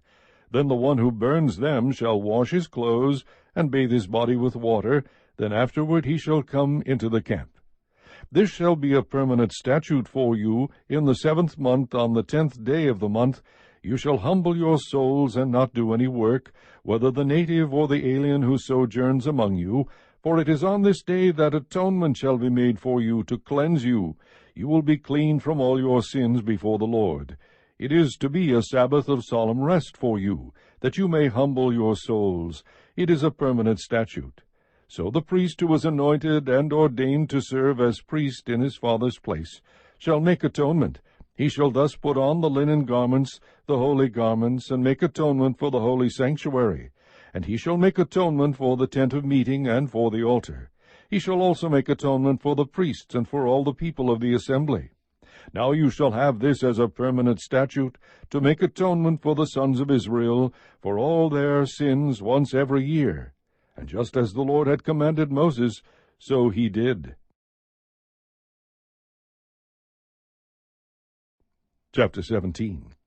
Then the Lord spoke to Moses, saying, Speak to Aaron and to his sons and to all the sons of Israel, and say to them, This is what the Lord has commanded, saying, Any man from the house of Israel who slaughters an ox or a lamb or a goat in the camp, or who slaughters it outside the camp, and has not brought it to the doorway of the tent of meeting to present it as an offering to the Lord before the tabernacle of the Lord, blood guiltness is to be reckoned to that man. He has shed blood, and that man shall be cut off from among his people.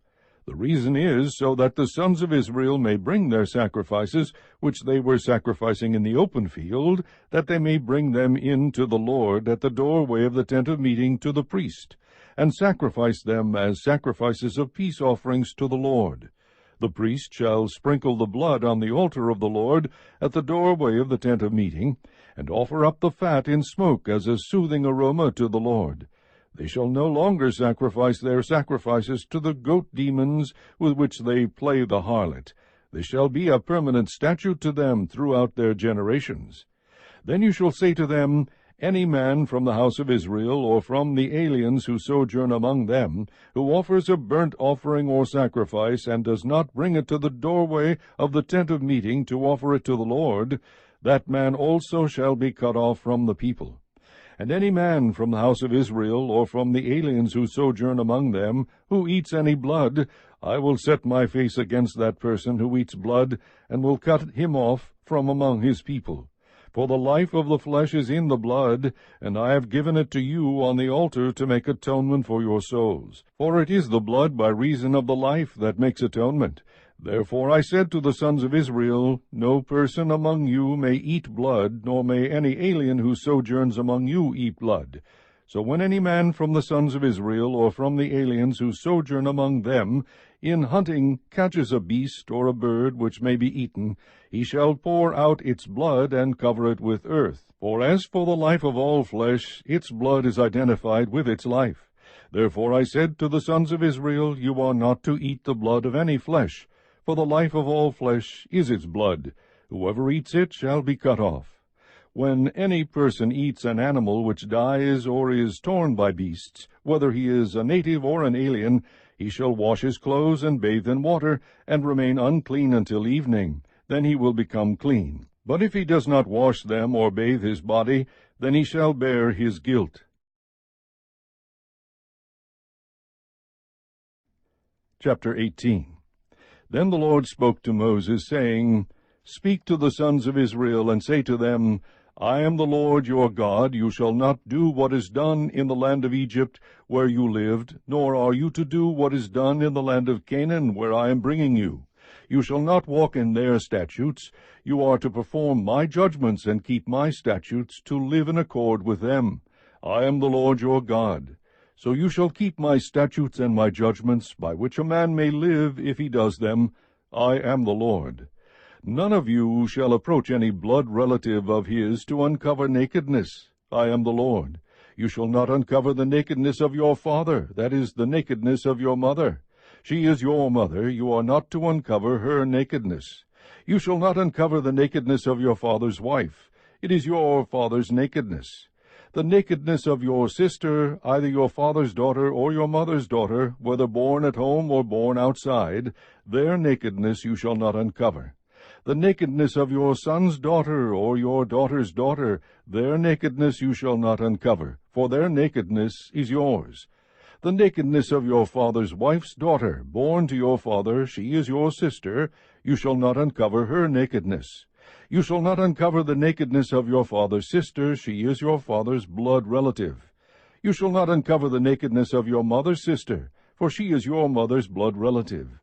You shall not uncover the nakedness of your father's brother. You shall not approach his wife, she is your aunt. You shall not uncover the nakedness of your daughter-in-law. She is your son's wife. You shall not uncover her nakedness. You shall not uncover the nakedness of your brother's wife. It is your brother's nakedness.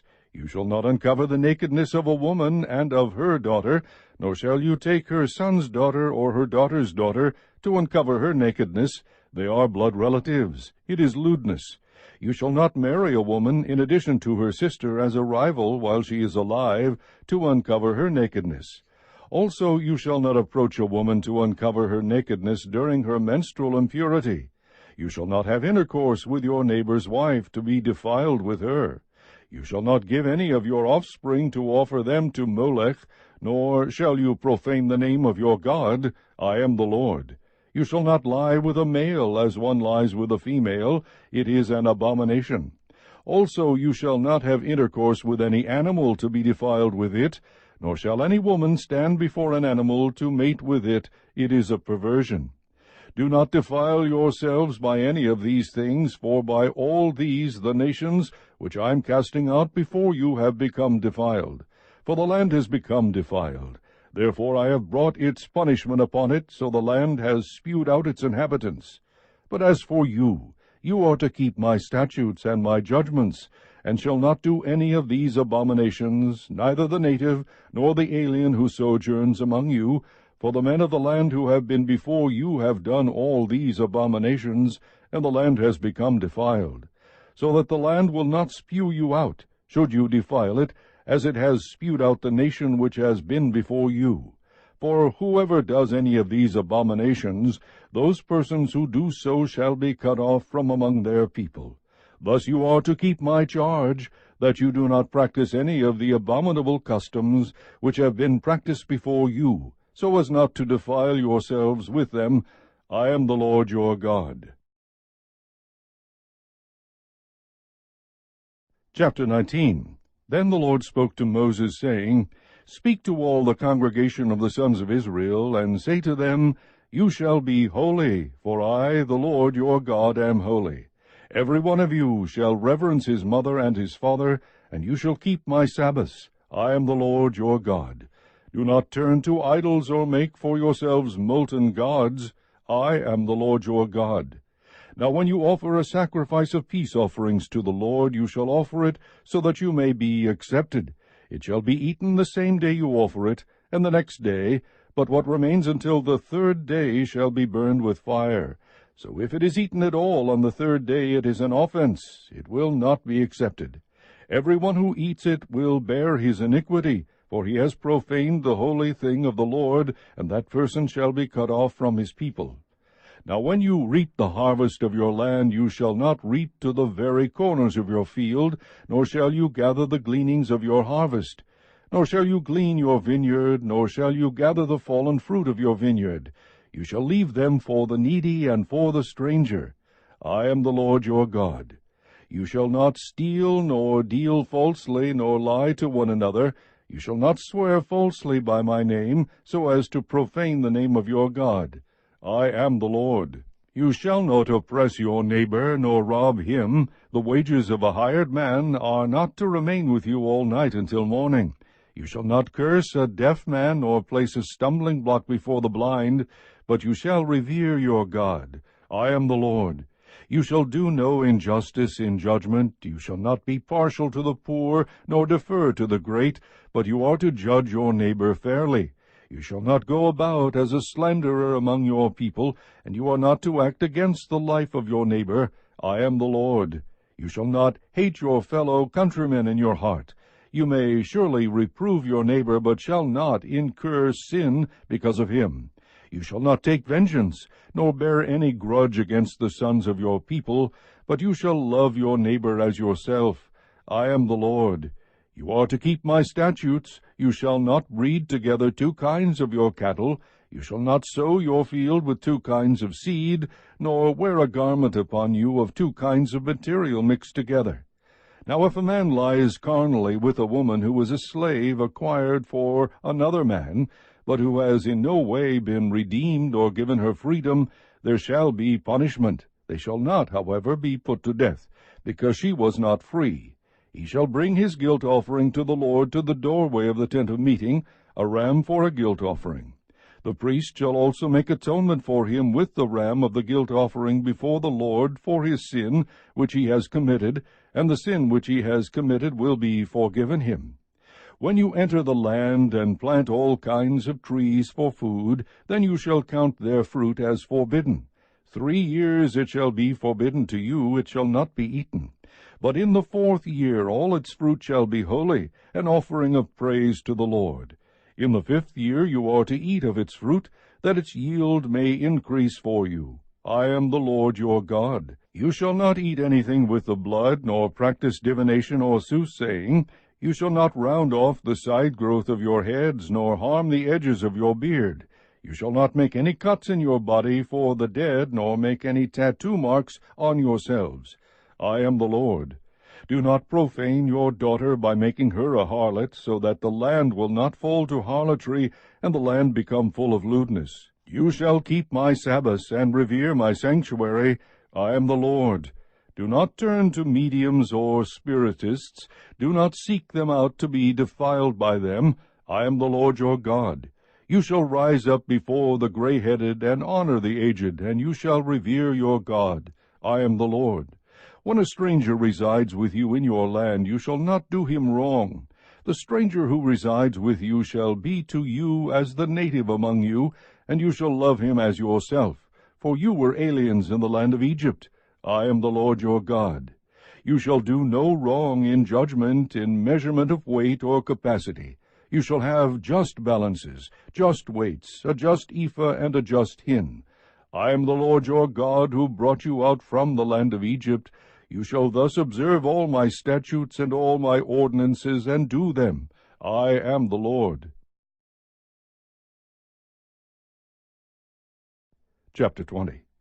Then the Lord spoke to Moses, saying, You shall also say to the sons of Israel, Any man from the sons of Israel, or from the aliens sojourning in Israel, who gives any of his offspring to Molech, shall surely be put to death.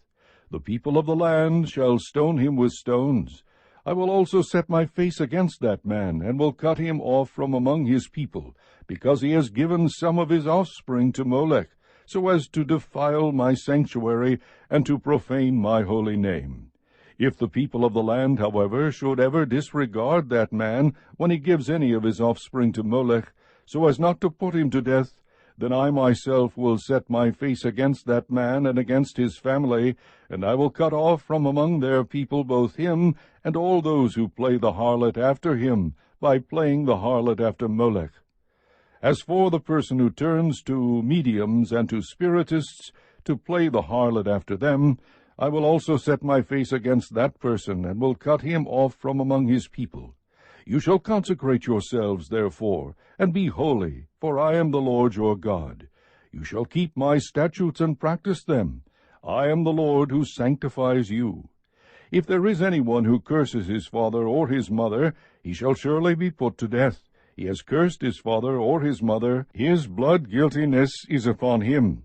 If there is a man who commits adultery with another man's wife, one who commits adultery with his friend's wife, the adulterer and the adulteress shall surely be put to death.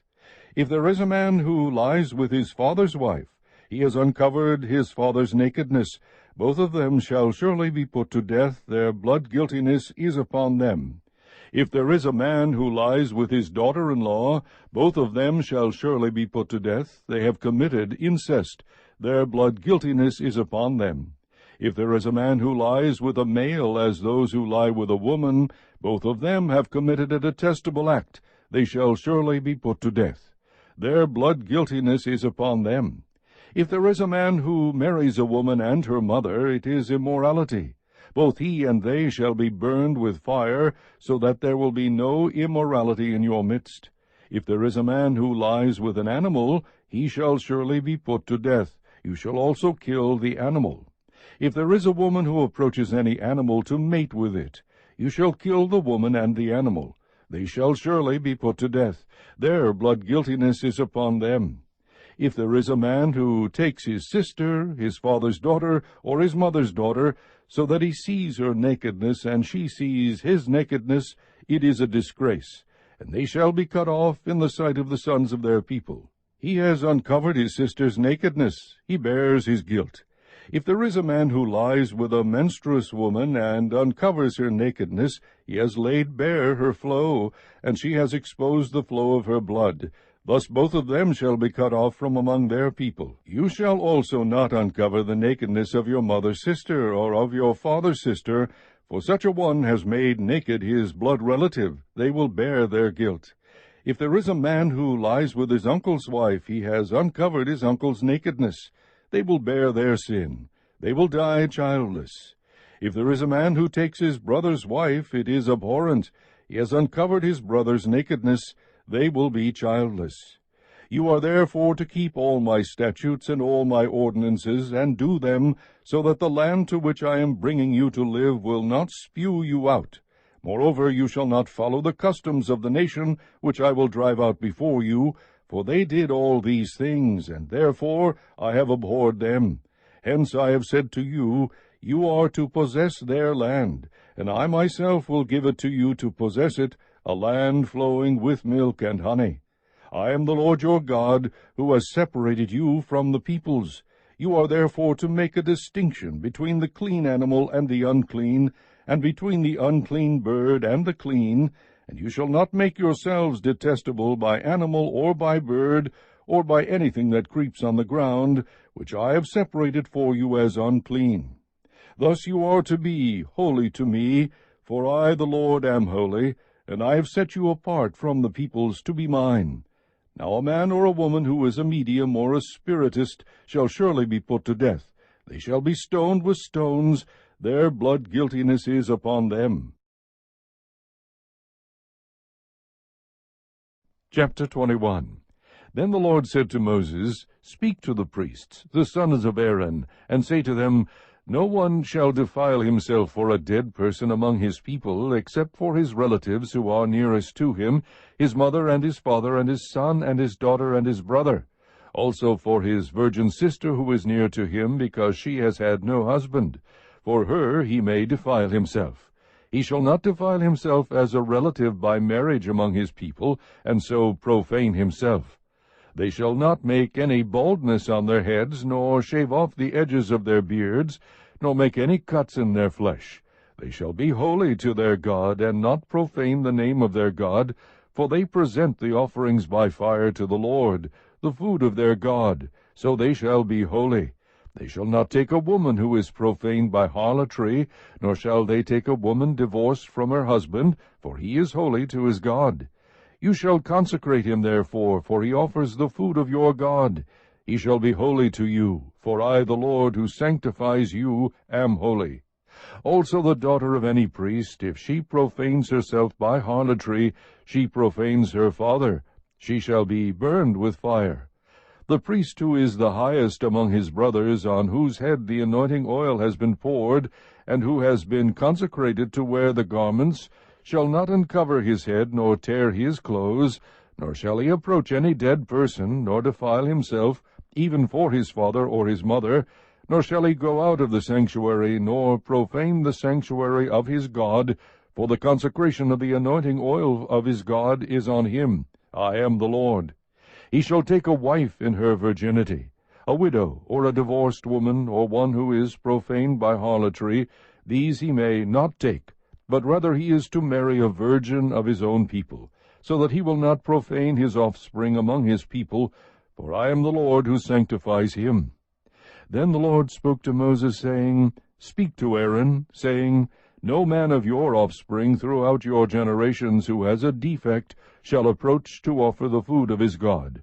For no one who has a defect shall approach, a blind man, or a lame man, or he who has a disfigured face, or any deformed limb, or any man who has a broken foot or broken hand, or a hunchback or a dwarf, or one who has a defect in his eye, or eczema, or scabs, or crushed testicles. No man among the descendants of Aaron the priest who has a defect is to come near to offer the Lord's offering by fire.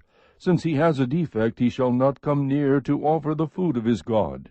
He may eat the food of his God, both of the most holy and of the holy, only he shall not go into the veil or come near the altar, because he has a defect, so that he will not profane my sanctuaries.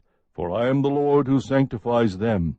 So Moses spoke to Aaron and to his sons and to all the sons of Israel. Chapter 22. Then the Lord spoke to Moses, saying, Tell Aaron and his sons to be careful with the holy gifts of the sons of Israel, which they dedicate to me, so as not to profane my holy name. I am the Lord. Say to them, If any man among all your descendants throughout your generations approaches the holy gifts, which the sons of Israel dedicate to the Lord, while he has an uncleanness, that person shall be cut off from before me. I am the Lord. No man of the descendants of Aaron who is a leper or who has a discharge may eat of the holy gifts until he is clean. And if one touches anything made unclean by a corpse, or if a man has a seminal emission, or if a man touches any teeming things by which he is made unclean, or any man by whom he is made unclean, whatever his uncleanness, a person who touches any such shall be unclean until evening, and shall not eat of the holy gifts unless he has bathed his body in water. But when the sun sets, he will be clean, and afterward he shall eat of the holy gifts, for it is his food. He shall not eat an animal which dies or is torn by beasts, becoming unclean by it. I am the Lord. They shall therefore keep my charge, so that they will not bear sin because of it, and die thereby because they profane it. I am the Lord who sanctifies them. No layman, however, is to eat the holy gift. A sojourner with a priest or a hired man shall not eat of the holy gift. But if a priest buys a slave as his property with his money, that one may eat of it, and those who are born in his house may eat of his food. If a priest's daughter is married to a layman, she shall not eat of the offering of the gifts. But if a priest's daughter becomes a widow or divorced, and has no child, and returns to her father's house, as in her youth, she shall eat of her father's food, but no layman shall eat of it. But if a man eats a holy gift unintentionally, then he shall add to it a fifth of it, and shall give the holy gift to the priest. They shall not profane the holy gifts of the sons of Israel, which they offer to the Lord, and so cause them to bear punishment for guilt by eating their holy gifts. For I am the Lord who sanctifies them. Then the Lord spoke to Moses, saying, Speak to Aaron and to his sons and to all the sons of Israel, and say to them, Any man of the house of Israel, or of the aliens in Israel, who presents his offering, whether it is any of their votive or any of their free-will offerings, which they present to the Lord for a burnt offering, for you to be accepted, it must be a male without defect from the cattle, the sheep, or the goats. Whatever has a defect you shall not offer, for it will not be accepted for you. When a man offers a sacrifice of peace offerings to the Lord to fulfill a special vow, or for a free-will offering of the herd or of the flock, it must be perfect to be accepted. There shall be no defect in it. Those that are blind, or fractured, or maimed, or having a running sore, or eczema, or scabs, you shall not offer to the Lord, nor make of them an offering by fire on the altar to the Lord. In respect to an ox or a lamb which has an overgrown or stunted member, you may present it for a free-will offering, but for a vow it will not be accepted. Also anything with its testicles bruised, or crushed, or torn, or cut, you shall not offer to the Lord, or sacrifice in your land, nor shall you accept any such from the hand of a foreigner for offering as the food of your God. For their corruption is in them, they have a defect, they shall not be accepted for you. Then the Lord spoke to Moses, saying, When an ox or a sheep or a goat is born, it shall remain 7 days with its mother, and from the 8th day on it shall be accepted as a sacrifice of an offering by fire to the Lord. But whether it is an ox or a sheep, you shall not kill both it and its young in 1 day. When you sacrifice a sacrifice of thanksgiving to the Lord, you shall sacrifice it so that you may be accepted. It shall be eaten on the same day. You shall leave none of it until morning. I am the Lord. So you shall keep my commandments and do them. I am the Lord. You shall not profane my holy name, but I will be sanctified among the sons of Israel. I am the Lord who sanctifies you, who brought you out of the land of Egypt to be your God. I am the Lord. Chapter 23. The Lord spoke again to Moses, saying, Speak to the sons of Israel, and say to them, The Lord's appointed times, which you shall proclaim as holy convocations, my appointed times are these. For 6 days' work may be done, but on the 7th day there is a Sabbath of complete rest, a holy convocation. You shall not do any work. It is a Sabbath to the Lord in all your dwellings. These are the appointed times of the Lord, holy convocations which you shall proclaim at the times appointed for them. In the 1st month, on the 14th day of the month at twilight, is the Lord's Passover. Then on the 15th day of the same month there is the feast of unleavened bread to the Lord. For 7 days you shall eat unleavened bread. On the 1st day you shall have a holy convocation. You shall not do any laborious work, but for 7 days you shall present an offering by fire to the Lord. On the 7th day is a holy convocation. You shall not do any laborious work. Then the Lord spoke to Moses, saying, Speak to the sons of Israel, and say to them, When you enter the land which I am going to give to you, and reap its harvest, then you shall bring in the sheaf of the first fruits of your harvest to the priest. He shall wave the sheaf before the Lord for you to be accepted. On the day after the Sabbath the priest shall wave it. Now on the day when you wave the sheaf, you shall offer a male lamb 1 year old without defect for a burnt offering to the Lord. Its grain offering shall be 2/10 of an ephah of fine flour mixed with oil, an offering by fire to the Lord for a soothing aroma, with its drink offering 1/4 of a hin of wine. Until this same day, until you have brought in the offering of your God, you shall eat neither bread nor roasted grain nor new growth. It is to be a perpetual statute throughout your generations in all your dwelling places. You shall also count for yourselves from the day after the Sabbath, from the day when you brought in the sheaf of the wave offering, there shall be 7 complete Sabbaths.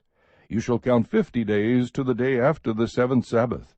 Then you shall present a new grain offering to the Lord. You shall bring in from your dwelling places 2 loaves of bread for a wave offering. made of 2/10 of an ephah. They shall be of a fine flour, baked with leaven, as first fruits to the Lord. Along with the bread you shall present 7 one-year-old male lambs without defect, and a bull of the herd, and 2 rams. They are to be a burnt offering to the Lord, with their grain offering and their drink offerings, an offering by fire of a soothing aroma to the Lord. You shall also offer 1 male goat for a sin offering, and 2 male lambs 1 year old for a sacrifice of peace offerings. The priest shall then wave them with the bread of the firstfruits for a wave offering with 2 lambs before the Lord. They are to be holy to the Lord for the priest. On the same day you shall make a proclamation as well. You are to have a holy convocation. You shall do no laborious work. It is to be a perpetual statute in all your dwelling places throughout your generations.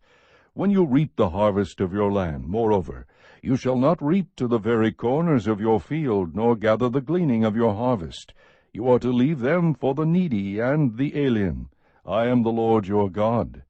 Again the Lord spoke to Moses, saying, Speak to the sons of Israel, saying, In the 7th month, on the 1st of the month, you shall have a rest, a reminder by blowing of trumpets, a holy convocation. You shall not do any laborious work, but you shall present an offering by fire to the Lord. The Lord spoke to Moses, saying, On exactly the 10th day of this 7th month is the Day of Atonement. It shall be a holy convocation for you, and you shall humble your souls and present an offering by fire to the Lord. You shall not do any work on this same day, for it is a day of atonement, to make atonement on your behalf before the Lord your God. If there is any person who will not humble himself on this same day, he shall be cut off from his people.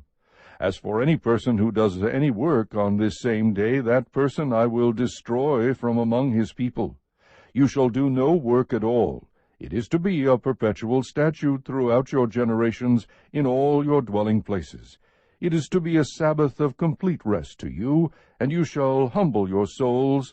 On the 9th of the month at evening, from evening until evening, you shall keep your Sabbath. Again the Lord spoke to Moses, saying, Speak to the sons of Israel, saying, On the 15th of this 7th month is the Feast of Booths, for 7 days to the Lord. On the first day is a holy convocation. You shall do no laborious work of any kind. For 7 days you shall present an offering by fire to the Lord. On the 8th day you shall have a holy convocation, and present an offering by fire to the Lord. It is an assembly. You shall do no laborious work.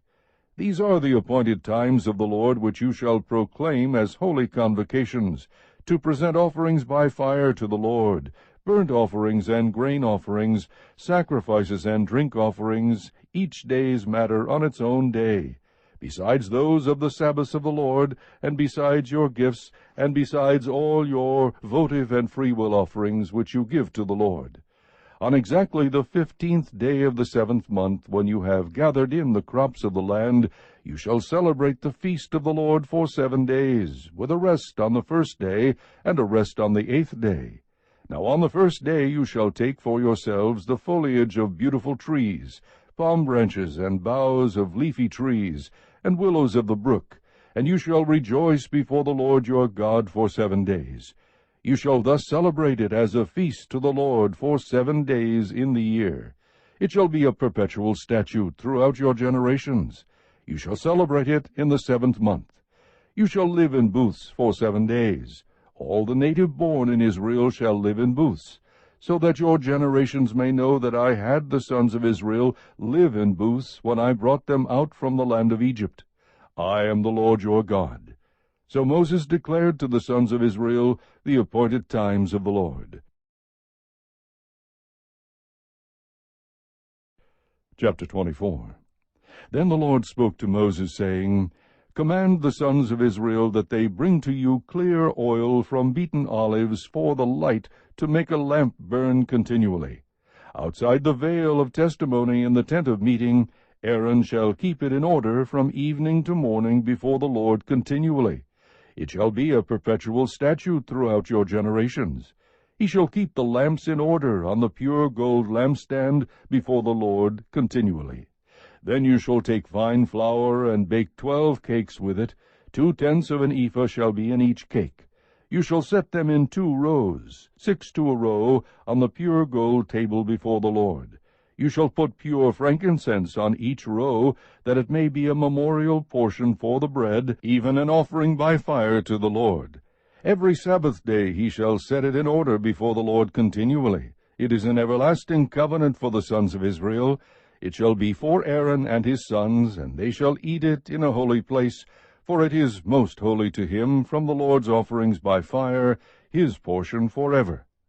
Now the son of an Israelite woman, whose father was an Egyptian, went out among the sons of Israel, and the Israelite woman's son and a man of Israel struggled with each other in the camp. The son of the Israelite woman blasphemed the name and cursed. So they brought him to Moses. Now his mother's name was Shelomith, the daughter of Dibri, of the tribe of Dan. They put him in custody, so that the command of the Lord might be made clear to them.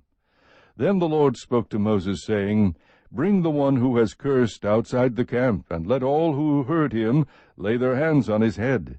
Then let all the congregation stone him. You shall speak to the sons of Israel, saying, If anyone curses his God, then he will bear his sin. Moreover, the one who blasphemes the name of the Lord shall surely be put to death. All the congregation shall certainly stone him. The alien as well as the native, when he blasphemes the name, shall be put to death. If a man takes the life of any human being, he shall surely be put to death. The one who takes the life of an animal shall make it good, life for life. If a man injures his neighbor, just as he has done, so it shall be done to him, fracture for fracture, eye for eye, tooth for tooth. Just as he has injured a man, so it shall be inflicted on him. Thus the one who kills an animal shall make it good, but the one who kills a man shall be put to death. There shall be one standard for you. It shall be for the stranger as well as the native, for I am the Lord your God. Then Moses spoke to the sons of Israel, and they brought the one who had cursed outside the camp, and stoned him with stones. Thus the sons of Israel did, just as the Lord commanded Moses. Chapter 25. The Lord then spoke to Moses at Mount Sinai, saying, Speak to the sons of Israel, and say to them, When you come into the land which I give you, then the land shall have a Sabbath to the Lord. 6 years you shall sow your field, and 6 years you shall prune your vineyard, and gather in its crop. But during the 7th year the land shall have a Sabbath rest, a Sabbath to the Lord. You shall not sow your field, nor prune your vineyard. Your harvests after growth you shall not reap, and your grapes of untrimmed vines you shall not gather. The land shall have a sabbatical year.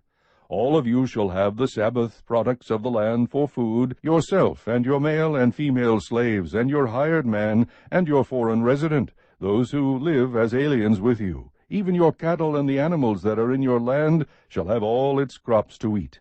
You are also to count off 7 Sabbaths of years for yourself, 7 times 7 years, so that you have the time of the 7 Sabbaths of years, namely 49 years. You shall then sound a ram's horn abroad on the 10th day of the 7th month. On the Day of Atonement you shall sound a horn all through your land. You shall thus consecrate the 50th year, and proclaim a release through the land to all its inhabitants. It shall be a jubilee for you, and each of you shall return to his own property, and each of you shall return to his family. You shall have the 50th year as a jubilee. You shall not sow nor reap its aftergrowth, nor gather in from its untrimmed vines, for it is a jubilee. It shall be holy to you. You shall eat its crops out of the field. On this year of jubilee each of you shall return to his own property. If you make a sale, moreover, to your friend, or buy from your friend's hand, you shall not wrong one another. Corresponding to the number of years after the jubilee, you shall buy from your friend. He is to sell to you according to the number of years of crops. In proportion to the extent of the years you shall increase its price, and in proportion to the fewness of the years you shall diminish its price, for it is a number of crops he is selling to you. So you shall not wrong one another, but you shall fear your God, for I am the Lord your God. You shall thus observe my statutes and keep my judgments, so as to carry them out, that you may live securely on the land. Then the land will yield its produce, so that you can eat your fill, and live securely on it. But if you say, What are we going to eat on the 7th year, if we do not sow or gather in our crops? Then I will so order my blessing for you in the 6th year, that it will bring forth the crop for 3 years. When you are sowing the 8th year, you can still eat old things from the crop, eating the old until the 9th year, when its crop comes in. The land, moreover, shall not be sold permanently, for the land is mine. For you are but aliens and sojourners with me. Thus for every piece of your property you are to provide for the redemption of the land. If a fellow countryman of yours becomes so poor he has to sell part of his property, then his nearest kinsman is to come and buy back what his relative has sold. Or in case a man has no kinsman, but so recovers his means as to find sufficient for its redemption, then he shall calculate the years since its sale, and refund the balance to the man to whom he sold it, and so return to his property. But if he has not found sufficient means to get it back for himself, then what he has sold shall remain in the hands of its purchaser until the year of Jubilee. But at the Jubilee it shall revert, that he may return to his property. Likewise, if a man sells a dwelling house in a walled city, then his redemption right remains valid until a full year from its sale. His right of redemption lasts a full year. But if it is not bought back for him within the space of a full year, then the house that is in the walled city passes permanently to its purchaser throughout his generations. It does not revert in the Jubilee. The houses of the villages, however, which have no surrounding wall, shall be considered as open fields. They have redemption rights and revert in the Jubilee. As for cities of the Levites have a permanent right of redemption for the houses of the cities which are their possession. What therefore belongs to the Levites may be redeemed, and a house sale in the city of this possession reverts in the Jubilee. For the houses of the cities of the Levites are their possession among the sons of Israel. But pasture fields of their cities shall not be sold, for that is their perpetual possession. Now in case a countryman of yours becomes poor, and his means with regard to you falter, then you are to sustain him like a stranger or a sojourner, that he may live with you. Do not take usurious interest from him, but revere your God, that your countryman may live with you. You shall not give him your silver at interest, nor your food for grain. I am the Lord your God, who brought you out of the land of Egypt to give you the land of Canaan, and to be your God. If a countryman of yours becomes so poor with regard to you that he sells himself to you, you shall not subject him to a slave service. He shall be with you as a hired man, as if he were a sojourner. He shall serve with you until the year of Jubilee. He shall then go out from you, he and his sons with him, and shall go back to his family, that he may return to the property of his forefathers. For they are my servants, whom I brought out of the land of Egypt. They are not to be sold in a slave sale. You shall not rule over him with severity, but are to revere your God. As for your male and female slaves whom you may acquire male and female slaves from the pagan nations that are around you. Then, too, it is out of the sons of the sojourners who live as aliens among you that you may gain acquisition, and out of their families who are with you, whom they will have produced in your land, they also may become your possession. You may even bequeath them to your sons after you, to receive as a possession. You can use them as permanent slaves, but in respect to your countrymen, the sons of Israel, you shall not rule with severity over one another. Now if the means of a stranger or of a sojourner with you become sufficient, and a countryman of yours becomes so poor with regard to him as to sell himself to a stranger who is sojourning with you, or to the descendants of a stranger's family, then he shall have redemption right after he has been sold. One of his brothers may redeem him, or his uncle's son may redeem him, or one of his blood relatives from his family may redeem him. Or if he prospers, he may redeem himself. He then, with his purchaser, shall calculate from the year when he sold himself to him up to the year of Jubilee, and the price of his sale shall correspond to the number of years. It is like the days of a hired man that he shall be with him. If there are still many years, he shall refund part of his purchase price in proportion to them for his own redemption. And if few years remain until the year of Jubilee, he shall so calculate with him. In proportion to his years he is to refund the amount for his redemption. Like a man hired, year by year he shall be with him. He shall not rule over him with severity in your sight. Even if he is not redeemed by these means, he shall still go out in the year of Jubilee, he and his sons with him. For the sons of Israel are my servants. They are my servants whom I brought out of the land of Egypt. I am the Lord your God. Chapter 26.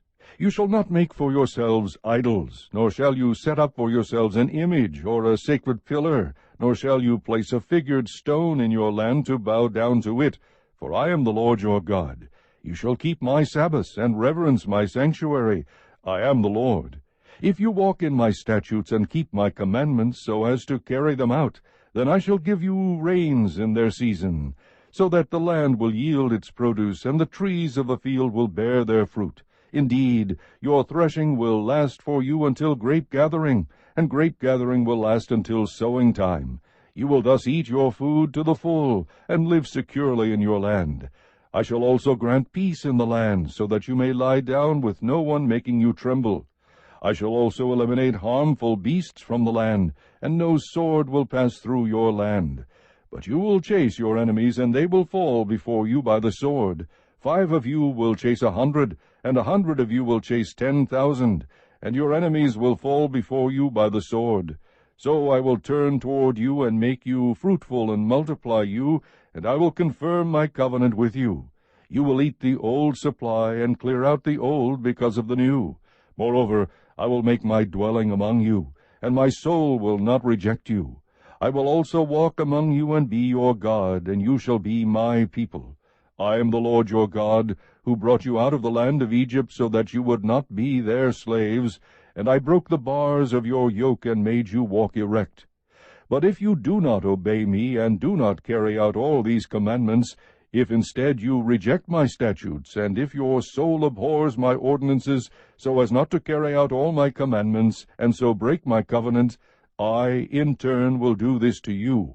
I will appoint over you a sudden terror, consumption and fever that will waste away the eyes, and cause the soul to pine away.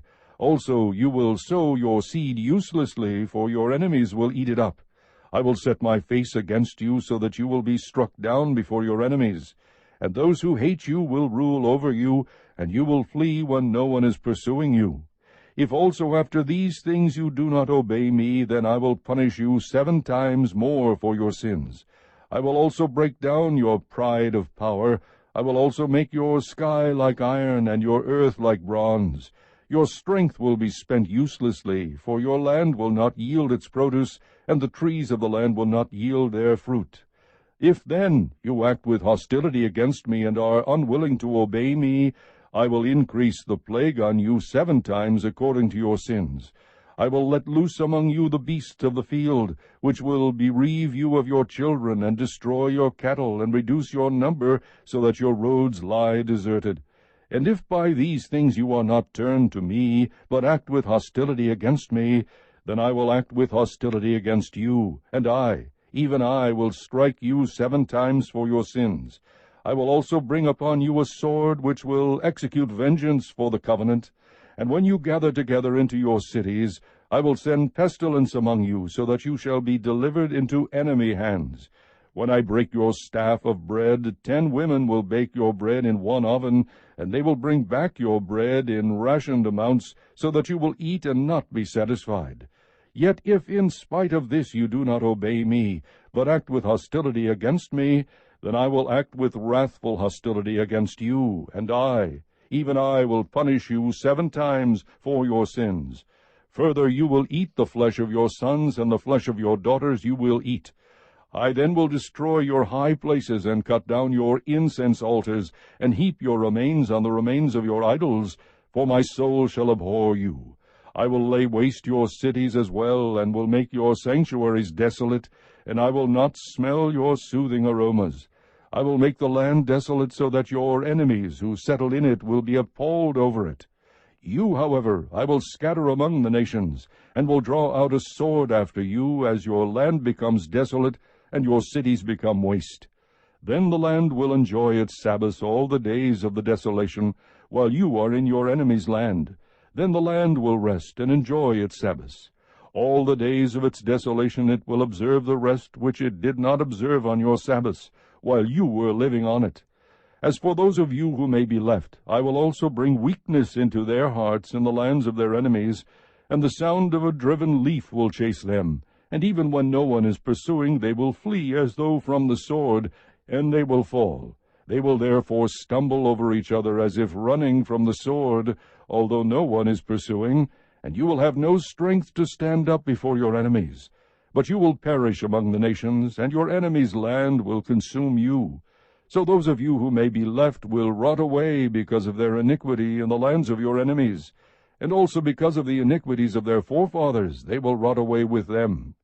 If they confess their iniquity and the iniquity of their forefathers in their unfaithfulness which they committed against me, and also in their acting with hostility against me, I also was acting with hostility against them to bring them into the land of their enemies, or if their uncircumcised heart becomes humbled, so that they then make amends for their iniquity, then I will remember my covenant with Jacob, and I will remember also my covenant with Isaac, and my covenant with Abraham as well, and I will remember the land.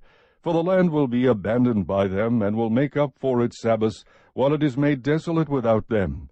They meanwhile will be making amends for their iniquity, because they rejected my ordinances, and their soul abhorred my statutes.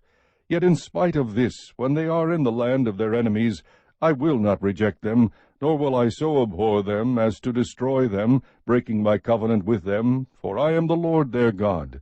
But I will remember for them the covenant with their ancestors, whom I brought out of the land of Egypt in the sight of the nations, that I might be their God. I am the Lord. These are the statutes and ordinances and laws which the Lord established between himself and the sons of Israel through Moses at Mount Sinai. Chapter 27. Again the Lord spoke to Moses, saying, Speak to the sons of Israel, and say to them, When a man makes a difficult vow, he shall be valued according to your valuation of persons belonging to the Lord. If your valuation is of the male for 20 years, even to 60 years old, then your valuation shall be 50 shekels of silver after the shekel of the sanctuary. Or if it is a female, then your valuation shall be 30 shekels. If it be from 5 years even to 20 years old, then your valuation for the male shall be 20 shekels, and for the female 10 shekels. But if they are from a month even up to 5 years old, then your valuation shall be 5 shekels of silver for the male, and for the female your valuation shall be 3 shekels of silver. If they are from 60 years old and upward, if it is a male, then your valuation shall be 15 shekels, and for the female 10 shekels. But if he is poorer than your valuation, then he shall be placed before the priest, and the priest shall value him. According to the means of the one who vowed, the priest shall value him. Now if it is an animal of the kind which men can present as an offering to the Lord, any such that one gives to the Lord shall be holy. He shall not replace it or exchange it, a good for a bad, or a bad for a good. Or if he does exchange animal for animal, then both it and its substitute shall become holy. If, however, it is an unclean animal of the kind which men do not present as an offering to the Lord, then he shall place the animal before the priest. The priest shall value it as either good or bad. As you, the priest, value it, so it shall be.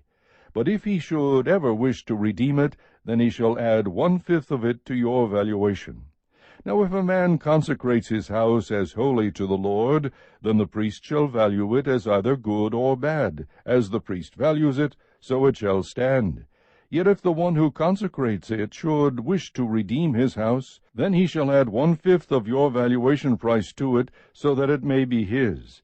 Again, if a man consecrates to the Lord part of the fields of his own property, then your valuation shall be proportionate to the seed needed for it. A homer of barley seed at 50 shekels of silver. If he consecrates his field as of the field of Jubilee, according to your valuation it shall stand.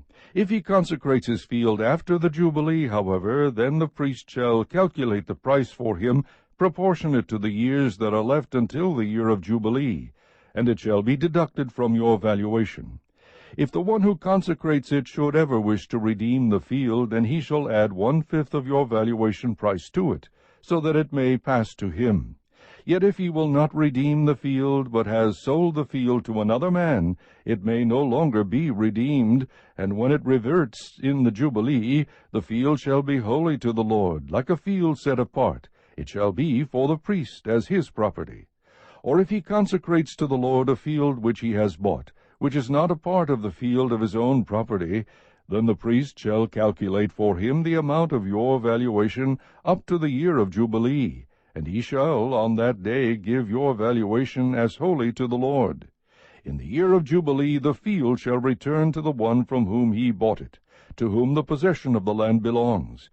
Every valuation of yours, moreover, shall be after the shekel of the sanctuary.